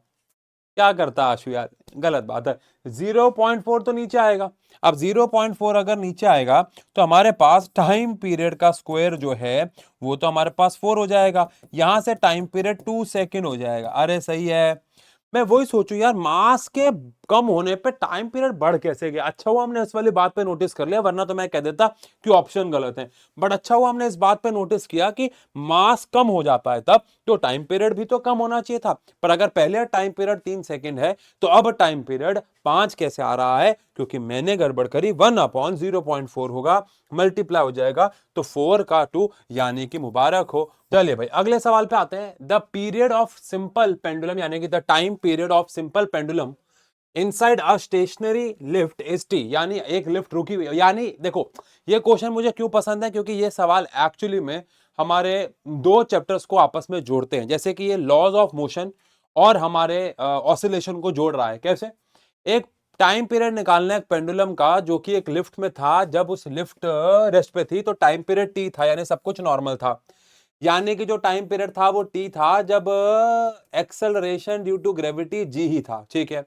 अब लिफ्ट जो है वो ऊपर की तरफ एक्सेलरेट करने लग गई g/3 से, तो उसका जो नेट एक्सेलरेशन होगा, जब उसका नेट एक्सेलरेशन जब लिफ्ट ऊपर जा रही होगी, मैंने पार्ट 1 के क्वेश्चन में भी कराया था, ऊपर जाते वक्त नेट एक्सेलरेशन यानी फोर्स ऐड हो जाती है, एक्सेलरेशन भी ऐड हो जाता है।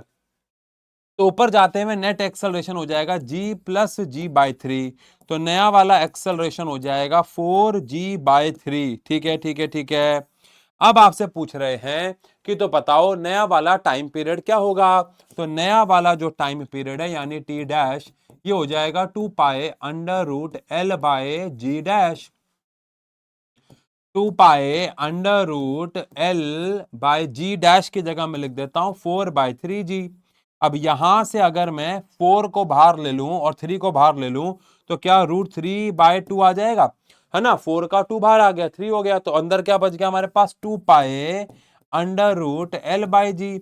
और क्या ये हमारा पुराना वाला टाइम पीरियड है? यस। तो नया वाला टाइम पीरियड √3/2 टाइम्स पुराने वाले टाइम पीरियड के हो जाएगा। तो नया वाला टाइम पीरियड √3/2 टाइम्स पुराने वाले के हो जाएगा। अरे डन है क्या? Easy peasy lemon squeezy. चलो आओ। The area of a cross section of steel wire is, अरे एरिया दे रखा है, अक्सर डायमीटर दे देते हैं, वो तो कैलकुलेट हो जाएगा। तो एरिया आपके पास 0.1 सेंटीमीटर स्क्वायर है। एंड यंग्स मॉड्यूलस भी आपको दे रखा है, दैट इज 2 इंटू में 10⁻11 न्यूटन पर मीटर स्क्वायर, यानी पास्कल है। तो इसको भी कन्वर्ट कर देते हैं 10⁻⁻4 से मल्टीप्लाई करके, तो 10⁻⁻5 मीटर स्क्वायर आ गया। The force require to stretch it by, आपको 0.1% उसे खींचना है, तो डेल्टा L/L 0.1% खींचना है। मतलब 0.1% का मतलब अपने आप में क्या होता है? 0.1% का मतलब 0.1/100, यानी कि 10⁻³ डेल्टा L/L है। इतना परसेंट खींचना है, मतलब डेल्टा L/L है। यानी आपको स्ट्रेन दे रखा है, यानी कि आपको स्ट्रेन की वैल्यू पहले से ही दे रखी है। तो आपसे पूछा है कितनी फोर्स रिक्वायर्ड होगी। बस यहां पे ये क्वेश्चन सिर्फ और सिर्फ इस वाले के लिए लाया हूं कि भैया इतना परसेंटेज खींचा है, वो एक्चुअली में हमारे लिए स्ट्रेन ही हो जाता है। ठीक है। अब यंग्स मॉड्यूलस का फॉर्मूला हो जाता है स्ट्रेस अपॉन में स्ट्रेन। ठीक है। अब यंग्स मॉड्यूलस हमारे पास हो जाता है 2 इंटू में 10⁻11। स्ट्रेस हमारे पास होता है फोर्स अपॉन एरिया। फोर्स हमें निकालना है, एरिया हमारे पास 10⁻⁻5 है, और स्ट्रेन हमारे पास 10⁻³ है। तो बचा क्या? कुछ नहीं बचा। ये आ गया -8, तो फोर्स आ गया 2 इंटू में 10⁻³ यानी कि 2000 न्यूटन। बहुत सिंपल कैलकुलेशन, बहुत सिंपल। देखो अगर आपके पेपर में सवाल मुश्किल आ रहे हैं तो सिर्फ और सिर्फ कैलकुलेशन ही, देखो 11th क्लास में कोई नहीं जज कर सकता कि आपका पेपर कैसा आएगा जब तक वो आपके स्कूल को जानता ना हो। मैंने आपको बताया था कि मैं ऐसे स्कूलों को भी जानता हूं बेटा जिनका पेपर जो है वो इतना डिफिकल्ट आता है कि अगर वो क्वेश्चन पेपर जिन्होंने जेई मेंस में अच्छी रैंक लाई है वो भी बच्चे फंसेंगे उसमें। और कुछ बच्चों के पेपर, खासकर गवर्नमेंट स्कूल हो गया, केवी स्कूल हो गया, वहां के क्वेश्चन बहुत ज्यादा मतलब एवरेज होते हैं, बहुत इजी भी नहीं और बहुत डिफिकल्ट भी नहीं, अच्छे न्यूमेरिकल होते हैं, अच्छी डेरिवेशंस होती हैं 11th के लिए। और वहीं पे कुछ पेपर्स में इतना ज्यादा बेसिक चीजें होती हैं, सिर्फ डेरिवेशन होती हैं, सिर्फ डेफिनेशन होती है, तो वो ऐसा भी होता है। तो अगर आपके स्कूल में मुश्किल आता है क्वेश्चन, तो दो चार सवाल की मैं बात नहीं कर रहा, बट मोस्टली मुश्किल कैसे बनता है, सेम क्वेश्चन में बस वो कैलकुलेशन को डिफिकल्ट कर देते हैं, जहां पे आपकी मेहनत बढ़ जाती है, बस और कुछ नहीं। आओ देखो, टू सिरिंजेस है हमारे पास। अब जैसे ही मैंने टू सिरिंज पढ़ा, मेरे दिमाग में आया पास्कल्स लॉ, मेरे दिमाग में आया कि भैया यहाँ पे पास्कल्स लॉ ही लगा हुआ होगा। बाकी आओ देखते हैं। टू सिरिंजेस हैं of different cross section without needle, needle नहीं है ना, filled with water and connected with tightly fitted rubber tube, ठीक है, okay. Diameter of the smaller piston and larger piston are, ठीक है। जो छोटी वाली पिस्टन है उसका डायमीटर 1 सेंटीमीटर है और बड़े वाले पिस्टन का 3 सेंटीमीटर है, okay. If the force of 10 newton is applied to the smaller piston, अगर यहां पे जो फोर्स अप्लाई की गई है वो 10 न्यूटन है, आपको बताना है F2 पे जो फोर्स अप्लाई की जाएगी वो कितनी मिलेगी। जो F1 पे फोर्स अप्लाई की गई है वो F2 पे आपको कितनी मिलेगी। सुनो, क्या आपको यहाँ पे हाइड्रोलिक लिफ्ट याद आया? हाइड्रोलिक लिफ्ट में भी यही था, यहाँ पे एरिया छोटा है, यहाँ पे एरिया बड़ा है, यहां से आपने प्रेशर अप्लाई किया, वहां पे आपको प्रेशर मिला, प्रेशर सेम मिलता है लेकिन फोर्स ज्यादा मिलती है। According to Pascal's law pressure क्या रहेगा, सेम रहेगा। तो यहाँ पे डायमीटर दे रखा है, यहाँ पे हमें एरिया का रेशो चाहिए होगा। सुनो बहुत ध्यान सुनो, बहुत ध्यान सुनो, बहुत ध्यान सुनो। जब भी डायमीटर हो और एक एमसीक्यू आप कर रहे हो तो एरिया निकालने की जरूरत नहीं होती है, रेडियस भी निकालने की जरूरत नहीं होती है, उसके स्क्वायर का ही रेशो निकाल लोगे। सुनो, अगर मुझे कहीं पे एरिया का रेशो चाहिए तो मैं क्या कर रहा हूं, बेसिकली मैं पाए R1 का स्क्वायर कर रहा हूं और यहां पाए R2 का स्क्वायर कर रहा हूं। पाए से पाए कैंसिल होगा, R1 का स्क्वायर R2 का स्क्वायर। अगर मैं रेडियस की जगह डायामीटर लिखना चाहता हूं तो डायामीटर फर्स्ट अपॉन में 2 का स्क्वायर, डायामीटर सेकंड अपॉन में 2 का स्क्वायर। तो 2 से 2 तो कैंसिल ही होगा, तो diameter first upon diameter second ही आ गया। यानी कि एरिया का रेशो, एरिया का सॉरी स्क्वायर, एरिया का रेशो रेडियस के स्क्वायर के रेशो के, एरिया का रेशो रेडियस के स्क्वायर के रेशो के और डायामीटर के स्क्वायर के रेशो के ही बराबर होता है। It's all same thing. चलिए, अब अगर ये समझ गए तो यूनिट भी कन्वर्ट करने की जरूरत नहीं है। अब according to Pascal's law, Pascal's law के हिसाब से दोनों तरफ जो प्रेशर लगेगा वो सेम लगेगा। दोनों निडल्स में एक निडल छोटी है, एक निडल बड़ी है, दोनों को एक ट्यूब से बांध दिया, फोर्स लगाया, पिस्टन है। अरे भैया प्रेशर जितना यहां लगाओगे प्रेशर तो उतना सेम ही होगा ना मेरी जान। पास्कल्स लॉ के हिसाब से प्रेशर सेम जाता है। अब अगर प्रेशर सेम है तो प्रेशर का फॉर्मूला क्या होता है, फोर्स अपॉन में एरिया, फोर्स अपॉन में एरिया। तो F1 अपॉन में F2 इज, F1 अपॉन में F2 इज A1 अपॉन में A2, F1 अपॉन में F2 इज A1 अपॉन में A2, ठीक है। यहां से F1 हमारे पास 10 है, F2 मुझे निकालना है। मैंने अभी बताया A1 अपॉन A2 को मैं D1 अपॉन D2 का स्क्वायर भी लिख सकता हूं, लिख सकता हूं। D1 हमारे पास कितना है, 1 है, ये हमारे पास 3 है, इसका स्क्वायर आ गया। 3 का स्क्वायर कितना होता है भैया, 9, 9 इंटू में 10 कितना होता है, 90। तो 90 न्यूटन हमारे पास आंसर आ गया, 90 न्यूटन हमारे पास आंसर आ गया। तो बहुत सिंपल है, अगर आप ये बात समझते, ये तो मैंने देखो बहुत ज्यादा कर दिया। अगर ये मेरे पेपर में आता मैं सीधा इस फॉर्मूले से शुरू करता, आपको पता है, और सीधा मैं यहां आता, मैं ये सब तो आपको समझा रहा हूं, तो ये 20 सेकंड से ऊपर का सवाल है नहीं जितना तामझाम यहाँ पे दे रखी है। खैर अगले सवाल पे आते हैं। अब bucket full of hot water, एक बकेट में भैया बहुत सारा गर्म पानी है और वो गर्म पानी 75 से 70 डिग्री सेल्सियस पे ठंडा होता है, T1 टाइम लेता है। ओके, यानी कि ये सवाल किस टॉपिक का है बताओ? न्यूटन्स लॉ ऑफ कूलिंग का। यस। फिर वो 70 से 65 पे ठंडा होता है T2 टाइम में, और वो 65 से 60 पे ठंडा होता है T3 टाइम में। समझ रहे हो क्या कह रहा हूं? टाइमलाइन को समझो। 75 से 70 डिग्री सेल्सियस, 70 डिग्री सेल्सियस से 65 डिग्री सेल्सियस, और 65 से 60 डिग्री सेल्सियस, ऐसे तीन अलग अलग यूनिट्स में ठंडा किया हमने उसको। ठीक है, यहां पे जो उसको टाइम लगा T1 लगा, यहां पे उसको टाइम लगा T2, और यहां पे उसको, ओहो ओहो, सही है, बढ़िया सवाल हो गया ये तो। यहां पे उसको टाइम लगा T3। बढ़िया सवाल है ये। चलो अब वो पूछ रहे हैं सबसे ज्यादा टाइम और सबसे कम टाइम या बराबर टाइम लगेगा। देखो भैया, न्यूटन्स लॉ ऑफ कूलिंग को आपने डेफिनेशन वाइज कैसे समझा है? उन्होंने समझाया, rate of cooling of any object is directly proportional to the temperature difference of the body and the surrounding.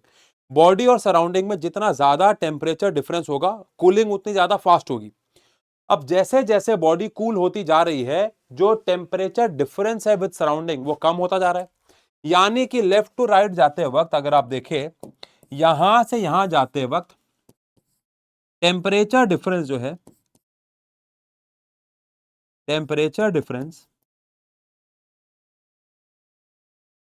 With respect to surrounding is decreasing. Temperature अरे यार, surrounding का टेम्परेचर कुछ तो होगा, मान लो 10 होगा, 20 होगा, 30 होगा, कुछ तो होगा। पहले अगर मान लो 30 था तो पहले आप 75 पे थे, अब आप 60 पे हो, तो धीरे धीरे आप सराउंडिंग के टेम्परेचर के करीब आ रहे हो ना, तो डिफरेंस कम होता जा रहा है। तो न्यूटन्स लॉ ऑफ कूलिंग के हिसाब से आपकी कूलिंग कम होगी, यानी आपको टाइम ज्यादा लगता चला जाएगा। जैसे जैसे आप सराउंडिंग के टेम्परेचर के करीब आते चले जाओगे, आपको ज्यादा समय लगता चला जाएगा कूलिंग करने में, आपको ज्यादा समय लगता चला जाएगा कूलिंग करने में। इसका मतलब है T3 में सबसे ज्यादा समय लगेगा, बिकॉज आप सराउंडिंग के सबसे करीब पहुंच गए हो, और समय बढ़ता चला जाएगा। फिर T2, और सबसे जल्दी आप 75 से 70 पे ठंडा कर पाओगे, बिकॉज आप सराउंडिंग से सबसे ज्यादा दूर हो। तो T3 सबसे ज्यादा, फिर T2, फिर T1। तो मेरे हिसाब से third is the answer, third is the answer. Done है क्या? डन है क्या? चलिए अगले सवाल पे आते हैं।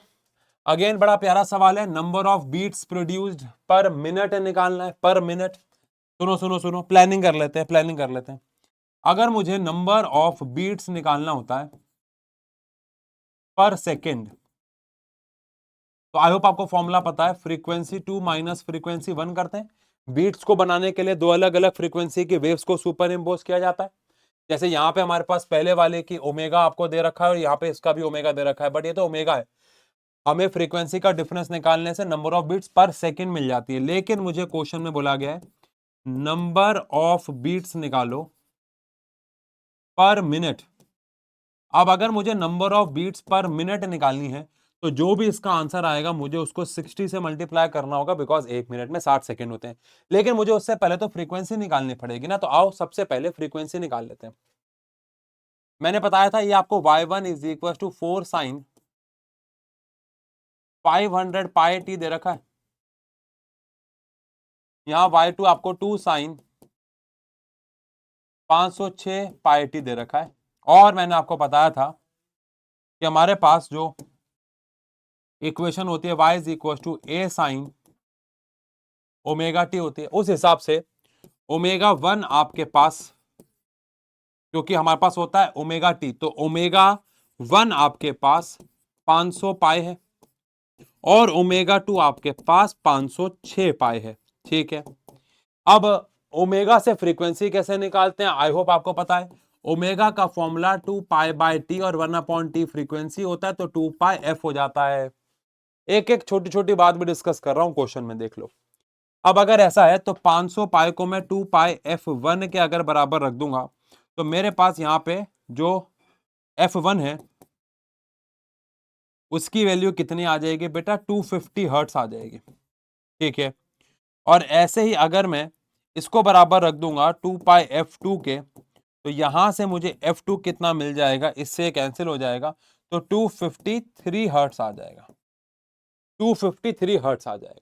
ठीक है, अब यहां से मैं निकाल लेता हूं, आओ, तो एक सेकंड में कितनी बीट्स मुझे मिलेंगी, तो 253 माइनस 250 यानी कि 3 बीट्स मुझे मिलेंगी, लेकिन मुझे तो एक मिनट में कितनी बीट्स निकलेंगे ये निकालना है। तो एक मिनट में निकालने के लिए इसको 60 से अगर मैं मल्टीप्लाई कर दूंगा तो मेरे पास आ जाएंगी 180 बीट्स, मेरे पास आ जाएंगी 180 बीट्स। ये सवाल मैंने अपने पेड बैच में अभी 3-4 दिन पहले कराया, मुझे अच्छा लगा था तो मैंने सोच लिया था कि मैं यूट्यूब पे भी कराऊंगा। हाँ, कंपैरिजन वाला टॉपिक भी क्लियर होता है, बीट्स वाला टॉपिक भी क्लियर होता है, और क्या चाहिए क्वेश्चन से, आ जाओ आगे बढ़ते हैं। अ 1 kg of water is heated from 40 to 70 degree Celsius, उसकी वॉल्यूम कांस्टेंट है। अगर वॉल्यूम कांस्टेंट है तो ऑब्वियस सी बात है हम CV की बात कर रहे हैं, अगर वॉल्यूम कांस्टेंट है तो ऑब्वियस सी बात है हम CV की बात कर रहे हैं। खैर, आपको स्पेसिफिक हीट ऑफ वाटर दे रखा है, आपको एनर्जी निकालनी है, कैसे निकालें सुनो भाई। स्पेसिफिक हीट का फॉर्मूला क्या होता है, कितनी हीट है, मास इनटू में डेल्टा टी। मैंने यहाँ पे मास क्यों लिया, मोल्स भी तो हो सकता है, केमिस्ट्री में हमने पढ़ा है कि मोलर भी होता है और एब्सोल्यूट भी होता है। अरे भाई, अगर आप यूनिट देखोगे तो यहाँ पे जूल पर केजी पर केल्विन है, इसका मतलब है ये पर मास के लिए ही गिवन है। ठीक है, स्पेसिफिक हीट की वैल्यू 4148 है, हीट मुझे कैलकुलेट करनी है, मास यहाँ पे 1 किलो है, मास यहाँ पे 1 किलो है, और चेंज इन टेम्परेचर केल्विन में कन्वर्ट करने की जरूरत है क्या, अरे नहीं है भाई, बताया था जब चेंज इन टेम्परेचर निकालना होता तो चाहे डिग्री सेल्सियस हो चाहे केल्विन, बात एक ही है। तो चेंज इन टेम्परेचर आया 70 माइनस 40, 70 माइनस 40, 70 माइनस 40 30 हो गया, तो 4148 इंटू में 30 कर दो, 4148 इंटू में 30 कर दो, फोन कहाँ है मेरा, 4148 इंटू में 30 कर दो, एक सेकेंड एक सेकेंड, यहां से हमें मिल जाता है बेटा 4148 इंटू में 30, तो आंसर आता है 124440। तो अगर हम निकाले हैं तो 1 2 3 4 5, तो 1.2444 इंटू में 10 की पावर 5 आ रहा है, 1 2 3 4 5 5 आ गया, तो 1.244 इंटू में 10 की power 5, C is the answer. Basic सवाल है बट ठीक है यार, बेसिक सवाल भी आते हैं एग्जाम में, ऐसी बात नहीं है, ठीक है ना। चलो आओ आगे बढ़ते हैं। A particle executing SHM has maximum, देखो ये वाला मैंने अभी कराया था यार, अब मैं नहीं करा रहा यार, जल्दी करो। देखो वीडियो को पॉज कर दो, अब तो ये सवाल हो ही जाना चाहिए था आपसे, ये सवाल बहुत आसान है, मैंने आज से 3 सवाल कराए हैं आपको। चलो, एक पार्टिकल जो कि SHM का पहले कर लिया है तो ही वीडियो प्ले करना, फिर बोल रहा हूं, ठीक है। एक particle executing SHM has maximum speed of, आपको V मैक्स गिवन है 30 सेंटीमीटर प्रति सेकेंड, ठीक है, एंड मैक्सिमम एक्सेलरेशन ऑफ, और आपको मैक्सिमम एक्सेलरेशन भी गिवन है जो कि है 60 सेंटीमीटर प्रति सेकंड स्क्वायर। आपको टाइम पीरियड कैलकुलेट करना है, कन्वर्जन की कोई जरूरत नहीं है बिकॉज दोनों सेंटीमीटर में, तो देखते हैं बाकी। आपको टाइम पीरियड निकालना है, देखो प्लानिंग करो। मैक्सिमम स्पीड का फॉर्मूला ए ओमेगा होता है, और मैक्सिमम एक्सेलरेशन का फॉर्मूला ओमेगा स्क्वायर ए होता है, ठीक है। अब आप कहोगे माइनस होता है, बट यहां भी तो माइनस नहीं गिवन जाता है, फिर उसको माइनस में लो, उसको माइनस में लो, माइनस से माइनस कैंसिल हो जाएगा, ठीक है। अब अगर मैं यहां से ए ओमेगा की वैल्यू पुट कर देता हूं, यानी मेरे पास 60 इज इक्वल टू, मेरे पास 60 is equal to omega square, 60 is equal to omega square A है। मैं यहां से क्या कर सकता हूं, ओमेगा इंटू में ओमेगा ए लिख सकता हूं ना इसको, ताकि मैं ओमेगा ए की वैल्यू पुट कर सकूं। तो 60 इज इक्वल टू ओमेगा, और इसकी वैल्यू मेरे पास 30 है, तो यहां से मेरे पास ओमेगा की वैल्यू तो 2 आ जाती है, ओमेगा की वैल्यू 2 आ जाती है। लेकिन मुझे ओमेगा नहीं, मुझे टाइम पीरियड निकालना है। ओमेगा होता है 2 pi by T is equal to 2, 2 से 2 कैंसिल हो गया, टाइम मेरे पास आ गया पाई, पाई सेकंड आ गया, पाई सेकंड आ गया, यानी कि ए आंसर हो गया। ये सवाल तो हो जाना चाहिए था यार, ठीक है आगे बढ़ते हैं। चलो, लाजवाब सवाल है, MCQ में कैसे करना है बता रहा हूं, लाजवाब है। ठीक है, आ जाओ सुनो। ये सेम क्वेश्चन मैं लेंथ में यानी एक्सटेंशन के लिए भी लेके आया हूं, और यही सेम क्वेश्चन हम दोनों साथ में करेंगे। यही सेम क्वेश्चन मैं एक्सटेंशन के साथ साथ, अच्छा अगला ये है, ये सेम क्वेश्चन मैं लेके आया हूं थर्मल कंडक्टिविटी के ऊपर भी। सुनो आओ, 4 वायर्स हैं जिनको हमने सेम मटेरियल से बनाया है, जिनको हमने सेम मटेरियल से बनाया है। इनमें से किसका सबसे ज्यादा एक्सटेंशन होगा अगर सब पे सेम खिंचाव यानी सेम फोर्स अप्लाई की गई है? तो सुनो, प्लानिंग क्या रहेगी? प्लानिंग सबसे जरूरी है इस क्वेश्चन में। देखो, अगर मेरे पास यंग्स मॉड्यूलस का फॉर्मूला होता है फोर्स अपॉन में एरिया डेल्टा एल एल, मुझे पूछा गया एक्सटेंशन, तो फोर्स एल अपॉन में एरिया इंटू में गामा। ठीक है, अब इनमें से क्या क्या आपके लिए सेम है? सेम मटेरियल है, सेम टेंशन है, तो फोर्स सेम हो गया और गामा सेम हो गया, तो एल और ए अलग है। यानी कि जो एक्सटेंशन है ये directly proportional to L by A होगा। यानी मुझे बाकी सब यानी फोर्स और गामा तो हट ही गया ना। मुझसे पूछा है इनमें सबसे ज्यादा एक्सटेंशन किस में होगा, तो मेरे को फोर्स और गामा से तो मतलब ही नहीं है, वो तो सबके लिए सेम ही है।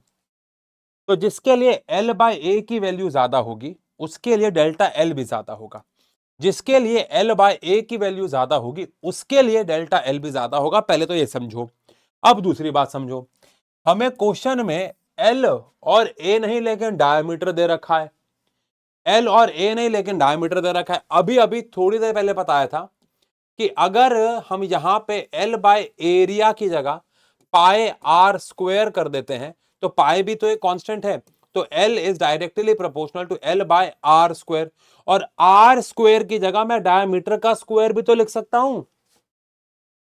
अरे भैया रेशियो की बात कर रहे हैं, हमें इससे कोई फर्क नहीं पड़ता है कि एग्जैक्ट वैल्यू क्या है।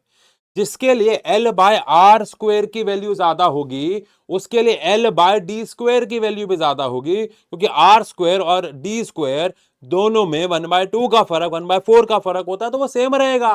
Getting my point? तो कहने का मतलब है बेटा एमसीक्यू में ट्रिक अपनाया करो, तो directly proportional to L upon D का स्क्वायर भी हो सकता है, क्योंकि हम प्रोपोर्शनल की बात कर रहे हैं।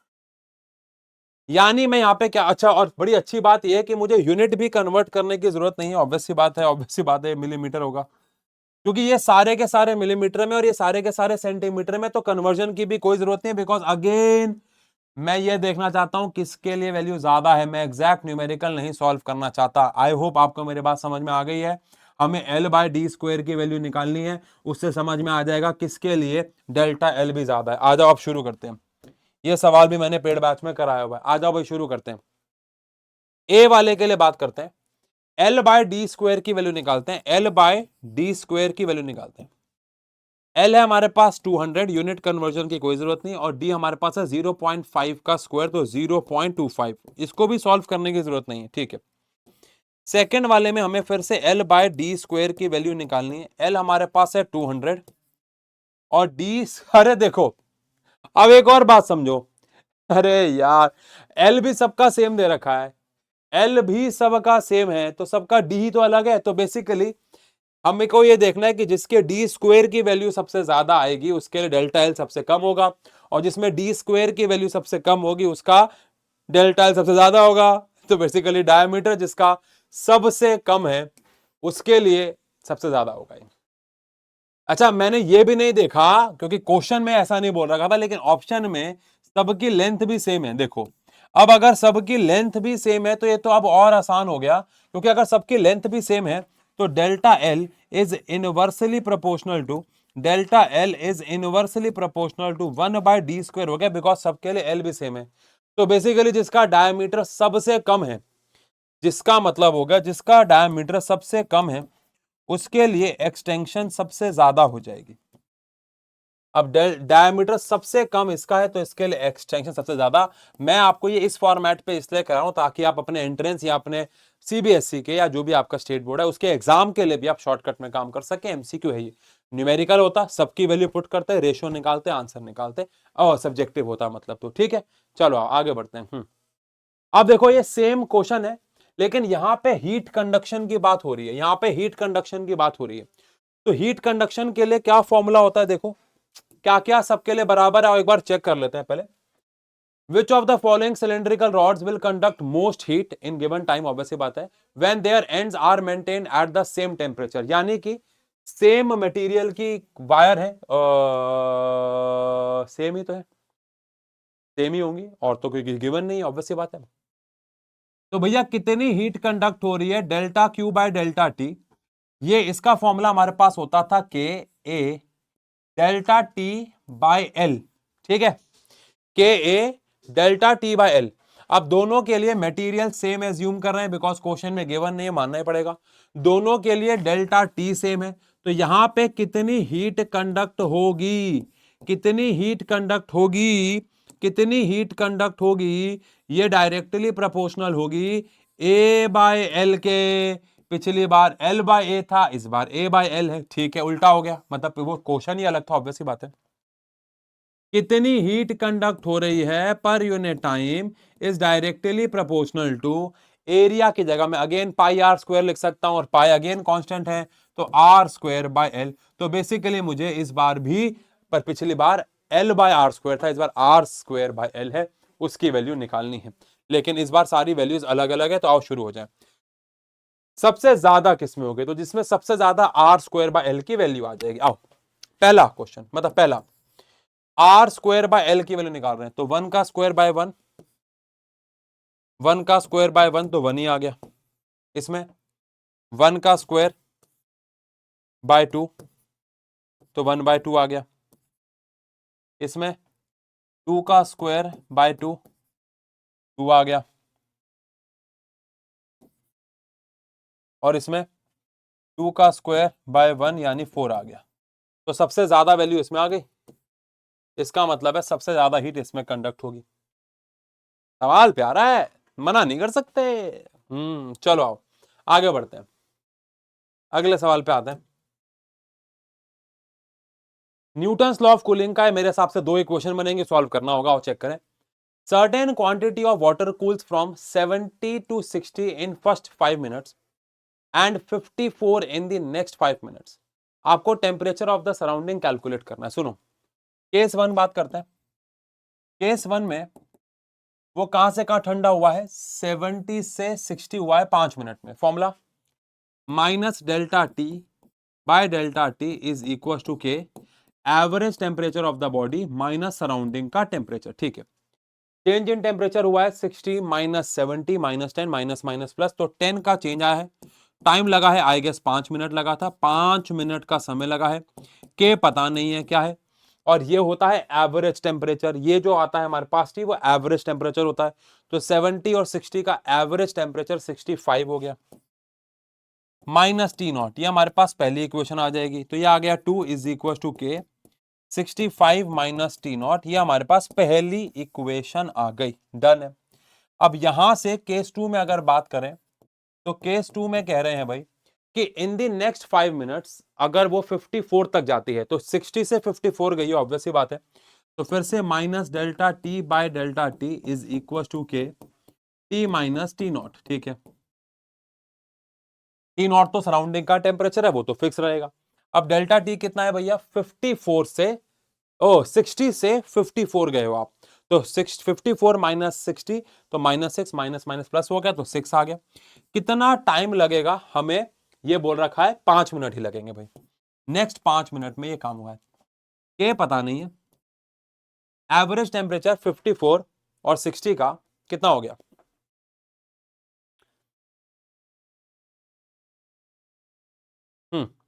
54 प्लस 60 डिवाइड बाय 2 हो गया 57, 57।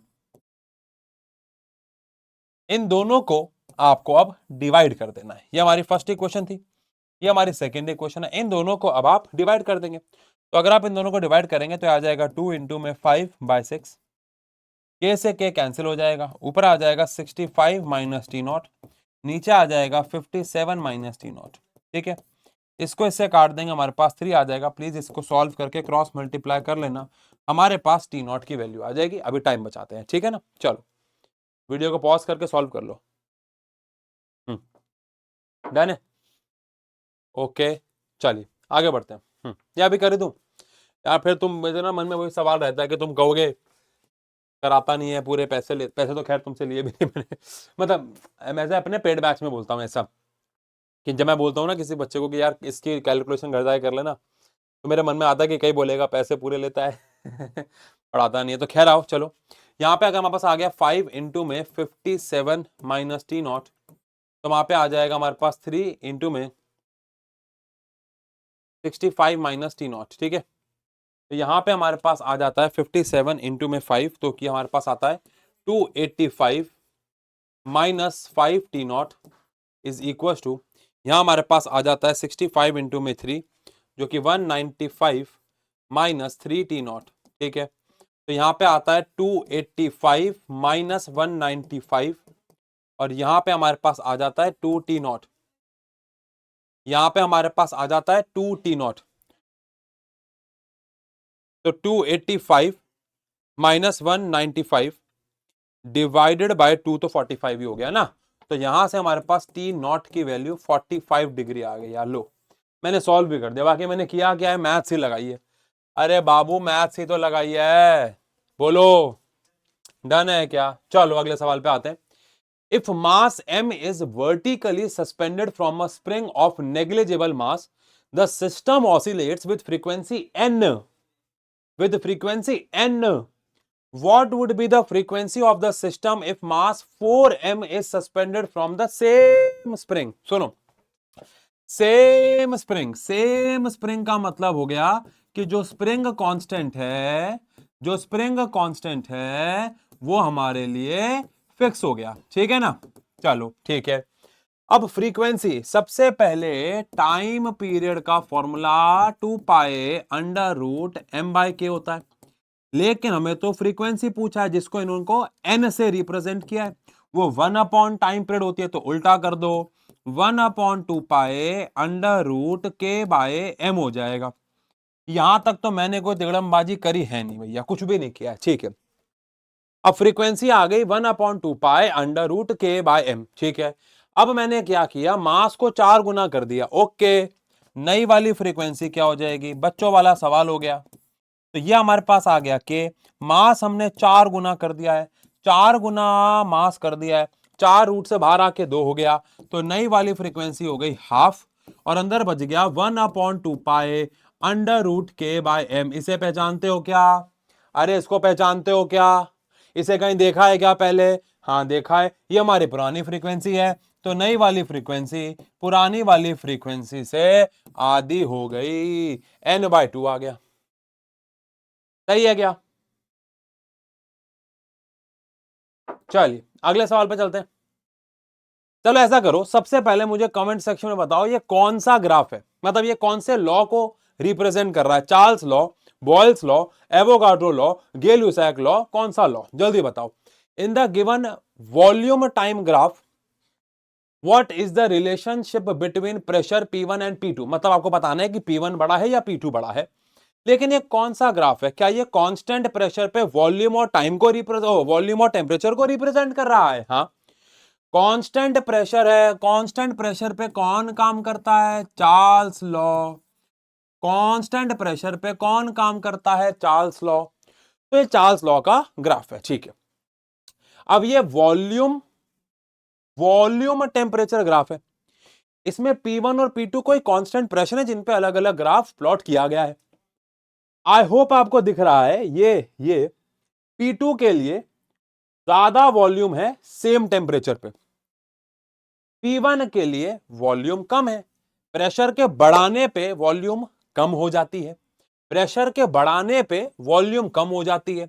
इसका मतलब P1 जो है प्रेशर के बढ़ाने पे वॉल्यूम कम हो जाती है, इसका मतलब जो P1 है उसके लिए वॉल्यूम कम है, P1 के लिए वॉल्यूम कम है, इसका मतलब है P1 ज्यादा हो गया P2 के।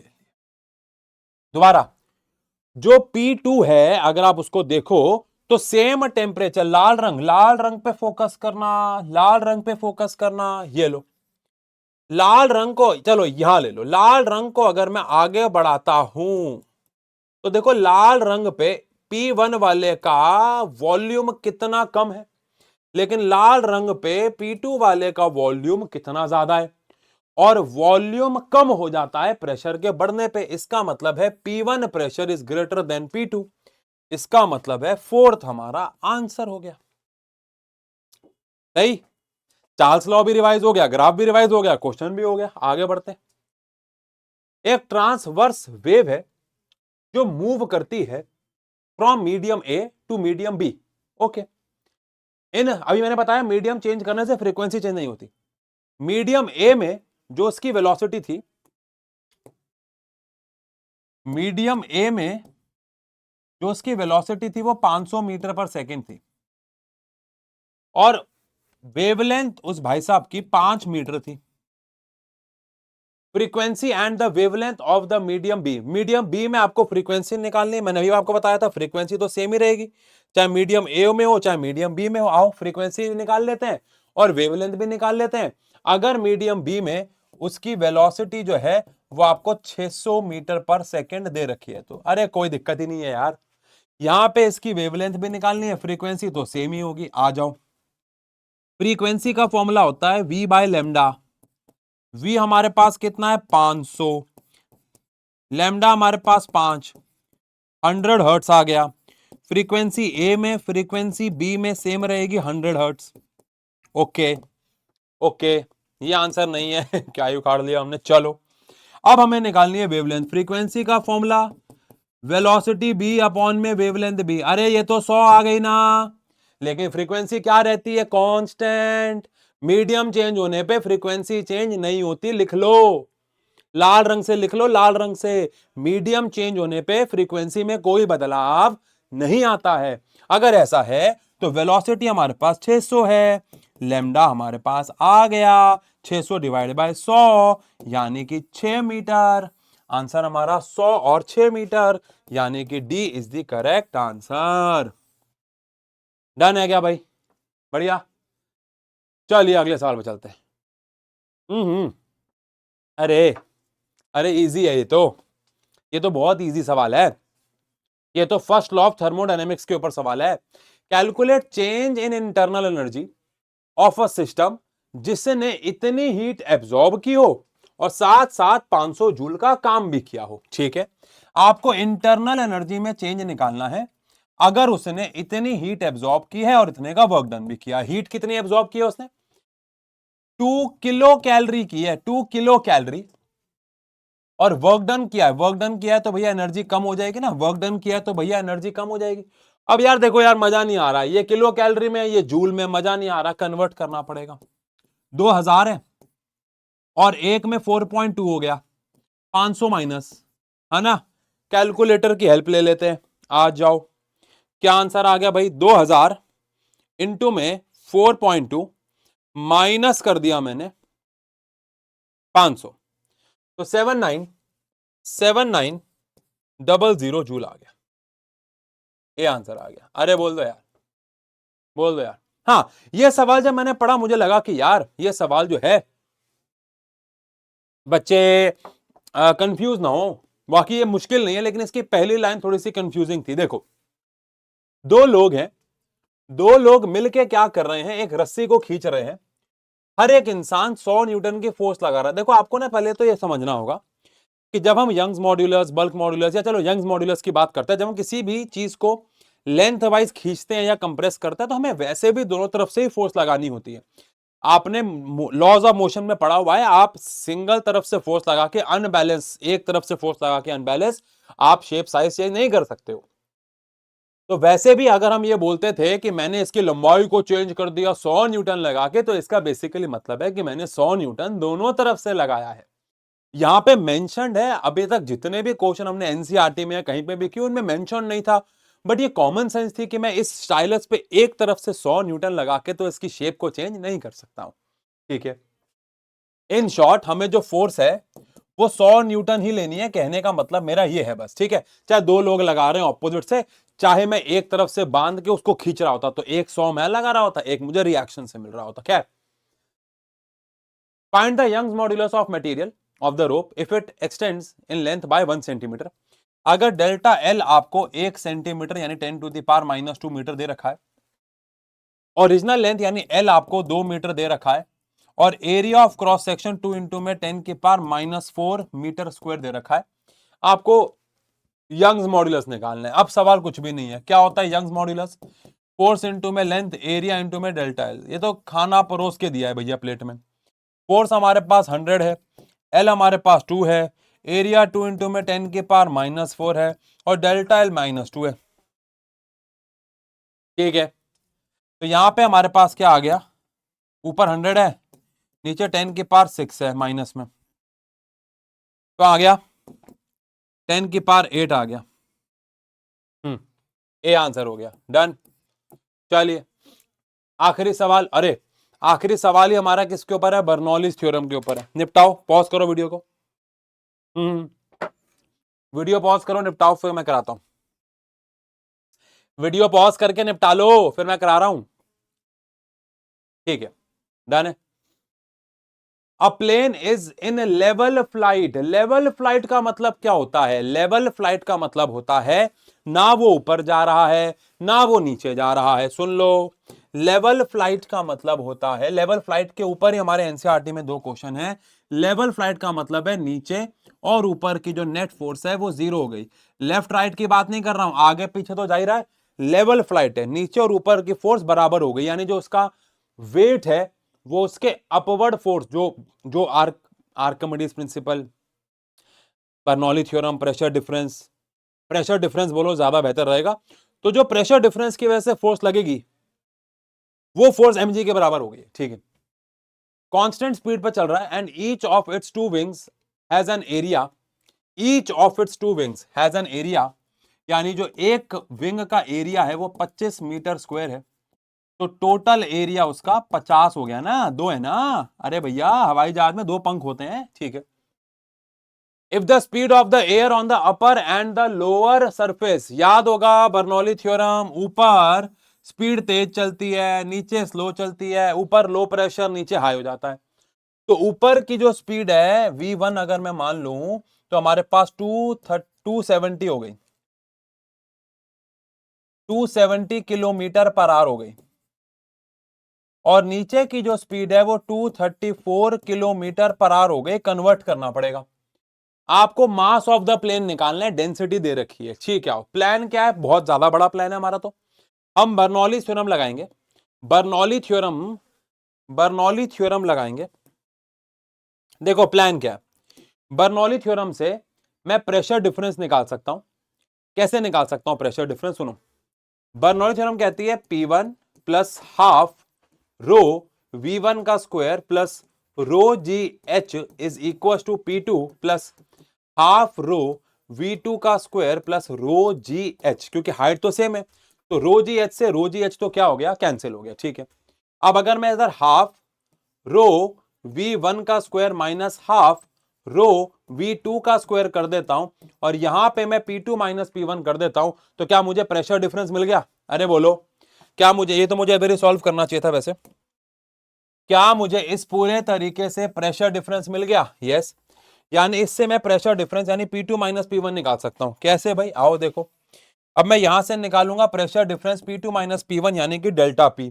डेल्टा P का फॉर्मूला हाफ रो कॉमन ले लिया, V2 का स्क्वायर माइनस V1 का स्क्वायर हो गया, हाफ रो, डेंसिटी मेरे पास 1 ही है, डेंसिटी मेरे पास 1 ही है, तो V2 कितना है मेरे पास? कन्वर्ट कर लेते हैं पहले इसको, है ना। 270 वगैरह को 270 किलोमीटर पर आवर को कन्वर्ट करते हैं, 5/18 से मल्टीप्लाई कर देते हैं। 270 मल्टीप्लाई 5 डिवाइडेड बाय 18, आंसर आ गया 75, 75 आ गया। ठीक है, तो यहां पे तो मेरे पास 75 का स्क्वायर आ गया और ये मेरे पास 234 है भैया, तो यहां पे 234 इंटू में 5 डिवाइडेड बाय 18, 65 आ गया। तो यहां मेरे पास 65 का स्क्वायर आ गया, तो यहां से मेरे को डेल्टा पी मिल जाएगा। लेकिन मैं डेल्टा पी क्यों निकाल रहा हूं? मुझे तो मास निकालना है। अरे यार रुको तो सही, अब यहां से मेरे पास 75 इंटू में 75 आ गया और माइनस करके 65 इंटू में 65 आ गया और डिवाइड करके 700, टोटल बता रहा हूं 700 पास्कल का प्रेशर आ गया। कैलकुलेशन कुछ भी नहीं है। अगर आपके मन में आ रहा है मैंने रो जी एच से रो जी एच को काटा, बिकॉज जब डेरिवेशन करी थी तो पाइप में हाइट आई थी, इधर का एरिया ऑफ क्रॉस सेक्शन अलग हाइट पे था, इसका अलग। हवाई जहाज में दोनों विंग ऊपर नीचे लगभग सेम हाइट पे होते हैं, ठीक है। अब प्रेशर डिफरेंस आ गया, क्या मैं प्रेशर से फोर्स निकाल सकता हूं? यस। कैसे? प्रेशर इनटू में एरिया। प्रेशर 700 है, एरिया मेरे पास 50 है, 7 5 35, 1 2 3, इतना मेरे पास फोर्स आ गई। अरे समझ गए, इतने मेरे पास फोर्स आ गई। अब जी की वैल्यू अगर मैं 10 मानूं, मैंने अभी बोला था ऊपर की फोर्स नीचे की फोर्स के बराबर होगी, तो ऊपर की फोर्स मेरे पास एफ जो है वो ये आ चुकी है, जो कि बराबर होगी एम जी के। तो 35,000 एम इंटू में 10 के बराबर होगा, 10 से 10 कैंसिल हो गया। मुबारक हो, मुबारक हो, 3500 किलो का हवाई जहाज है भैया। भैया हवाई जहाज जो है ना वो 3500 किलो का है भैया। डन है। इतने प्यारे प्यारे क्वेश्चन सर, बहुत प्यारे। पीपीटी कहां मिलेगी? टेलीग्राम पे। टेलीग्राम का लिंक का है नीचे, नहीं मिले तो आशु घई 11-12 सर्च कर लेना, टेलीग्राम पे मिल जाएगा, ठीक है। बाकी अगर वीडियो अच्छी लगी प्यारा सा कमेंट छोड़ देना, सबसे अच्छा क्वेश्चन कौन सा लगा वो नंबर भी लिख देना, वीडियो को लाइक भी कर देना, सब्सक्राइब तो आपको पता ही है कैसे करते हैं। तो मिलते हैं ऐसी और वीडियो में, तब तक के लिए love you, take care, bye bye. ये सारे क्वेश्चन टेलीग्राम पे, जैसे ही एक लेक्चर खत्म होगा 8 बजे शुरू होगा, मुझे पता नहीं किस तरह का रिकॉर्ड हो गया है, जैसे खत्म होगा पीपीटी टेलीग्राम पे आ चुकी होगी, प्लीज वहां सीट से उठने से पहले ही टेलीग्राम से पीपीटी उठाना, क्वेश्चंस को रिपीट कर लेना, खासकर उनको तो कर ही लेना जो आपको बढ़िया लगे कि यार ये क्वेश्चन तो मैंने पहली बार किया, ठीक है। मिलते हैं, take care, bye bye, best of luck.